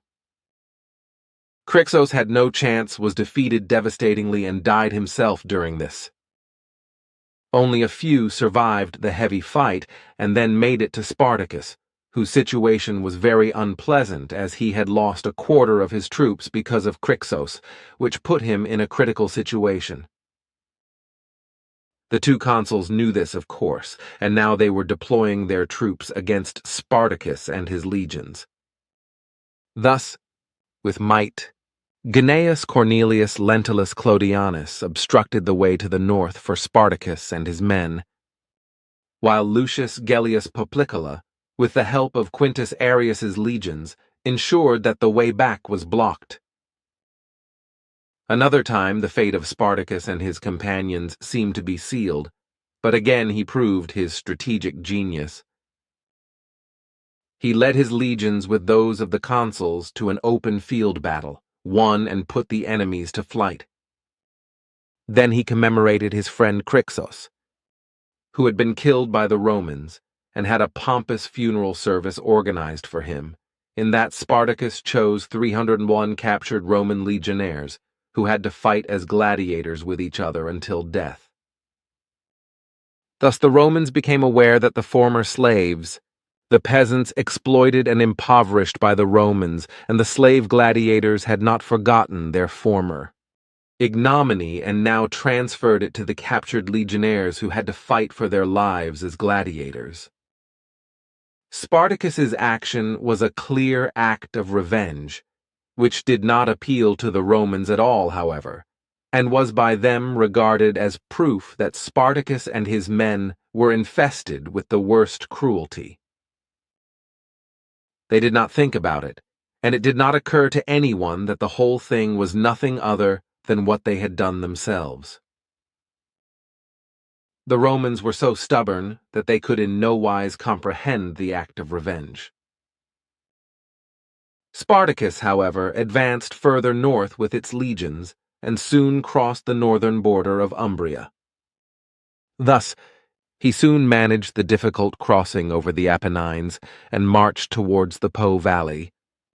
where he was opposed by the praetor Gaius Cassius Longinus with 2 legions, with 10,413 Roman legionaries, while Spartacus with his legions defeated the Romans again. So the time had come that he could now have crossed the Alps, but that did not happen, because no one was in favor of this plan any longer, because now all the Spartacus warriors wanted to march against Rome, because the steady battles with the Roman legions had stirred up the hatred in the rebels in such a manner they now wanted to destroy the Romans in their own country. Thus the march southwards was resumed, while in Rome the situation became more and more complicated and confused for the Senate and the population, and the anxiety grew more and more. In the autumn of 72 BCE, it was only with the greatest difficulty that the Senate was able to enthuse a volunteer to set out against Spartacus and his legions, namely via Marcus Licinius Crassus, who had become very wealthy during the reign of the dictator Lucius Cornelius Sulla, who also had the nickname Felix. Crassus armed any man who was able to hold a weapon and thus assembled 6 new legions, irrespective of the fact that many were war invalids, hardly able to fight. He also incorporated the remains of the 4 beaten legions and thus brought together an army of 53,608 legionnaires who set off with the slogan, "Total annihilation of the rebels." Under the command of Mummius, the legate appointed by Crassus, 2 Roman legions were sent out to follow Spartacus and his fighters, whereby Mummius was, however, ordered not to engage in any fight with Spartacus and his legions. But Mummius was ambitious and thought that he could win with his legionaries over the rebels, which is why he attacked them, whereupon he was defeated devastatingly. There were only a few survivors, and those took flight. Mummius too was among them, whose unauthorized actions led to the end of his career. The defeated and fleeing legionaries were called to account by Crassus, and disciplined by determining and executing every 10th, namely in front of all legionnaires, which was meant to serve as a deterrent that no one any longer would flee and show cowardice vis-a-vis the enemy. And Crassus was boundlessly angry, which is why he now wanted to annihilate Spartacus and his legions with a single mighty strike. But Crassus was also mistaken, because when he and his army met the one of Spartacus, the victory went again to the rebels, which also continued to be so, this not least because Spartacus always knew how to avoid a direct encounter. Thus they moved both armies slowly southwards, namely all the way down to the southern tip, note Billy das boot tip, of the Roman mainland, for example, Italy. And that appealed to Crassus, because now he could cut off Spartacus and his legions return to the north. For this purpose, his legionnaires had to build a wall with a length of just over 30 kilometers, thereby locking in the Spartacus army. At the narrowest point of the peninsula, moreover, a 4-meter deep ditch was dug, which was additionally protected on the back with a barricade. However, since Crassus knew Spartacus's war tricks and the fighting power of his legions, he requested support from the Senate in Rome by Gnaeus Pompeius and Marcus Licinius Lucullus. So a wearisome waiting period began on both sides of the armies ready for battle, whereby Spartacus forged plans to escape the looming annihilation. And since the land route was completely blocked by Crassus's troops, only the sea route remained open, and that would be the one over to Sicily. Thus the plan was forged that the crossing by ship should take place by Cilician pirates, because these dominated the strait between the Roman mainland and Sicily. Negotiations were also conducted in this regard, with the pirates demanding a very high price, which the Spartacus men had to pay in advance. However, the pirates were fraudsters, because they disappeared with all the money and left the rebels behind, but this only because Crassus paid the pirates 3 times the price. Spartacus, on the other hand, sent a scout to Sicily, who was however captured and crucified by the Romans and put on display directly at the harbor entrance. Spartacus and his legions were finally locked up and could flee neither across the strait nor across the land. And so Crassus could simply wait with his army until the plight of hunger drove the rebels out of their holes. And he did not want to enter into a compromise with Spartacus when the latter sent a messenger to him, so that he had to return to the camp of the rebels without having achieved anything. Thus Spartacus not only ran ever shorter of time, but also of the food for the hungry men of his legions. Also, more and more diseases spread in his army, and many of the weakened fighters died away. He had their corpses secretly thrown into the ditch created by Crassus's army, along with tree trunks and stones, etc. Then Spartacus ordered a storm attack, which became a real massacre, in which 12,619 of his fighters were literally slaughtered by the Roman legions. Only a part of the Spartacus army was left and was able to flee, however, haunted by the legions of Crassus. During the flight, there were renewed disagreements among the rebels. Hence, Spartacus separated several thousand fighters another time and went separate ways with them. Obviously, this was welcome for Crassus, who chased the splinter group and attacked them as they set up their first camp. Still close together, Spartacus came with his main army to the aid of the attacked and could only just prevent that the defectors were completely exterminated. Nevertheless, this no longer welded the breakaway men together with the main army, since after their rescue they continued to go their own ways. Thus, they moved to the north, where they were taken up only a short time later by Roman legions and destroyed to the last man. And Spartacus knew that Lucullus was on his way with his legionnaires, namely with ships to the port of Brundisium Notbili, today called Brindisi, on the east coast of the Boot, which is why he was very worried. Thus, 3 years after his escape from the gladiator prison in Capua, he ordered the last and desperate attack on the chasers, whereby the two armies then collided for many hours and, in addition to a real bloodbath, also left behind a field of deaths on which lay many thousands of Roman legionaries and umpteen thousands of rebels, all of whom had to fight tired and power-wise exhausted. The Spartacus fighters had no realistic chance, and Spartacus himself, too, suffered a severe stab wound that forced him to the ground. Nevertheless, he continued to fight against the legionnaires attacking him until he received a blow to the head with a sword, which, however, did not split his skull, but only tore a flesh wound open, causing him to fall to the ground, covered in blood and unconscious, and was left lying there, believed to be dead. Then, when everything was over and the night had arrived, Spartacus regained consciousness and left the battlefield half walking, half crawling, and thus fled from the Romans, whereby he was lucky that a helpful peasant found him, who took him in and cared for him for about 2 months, until he was well again.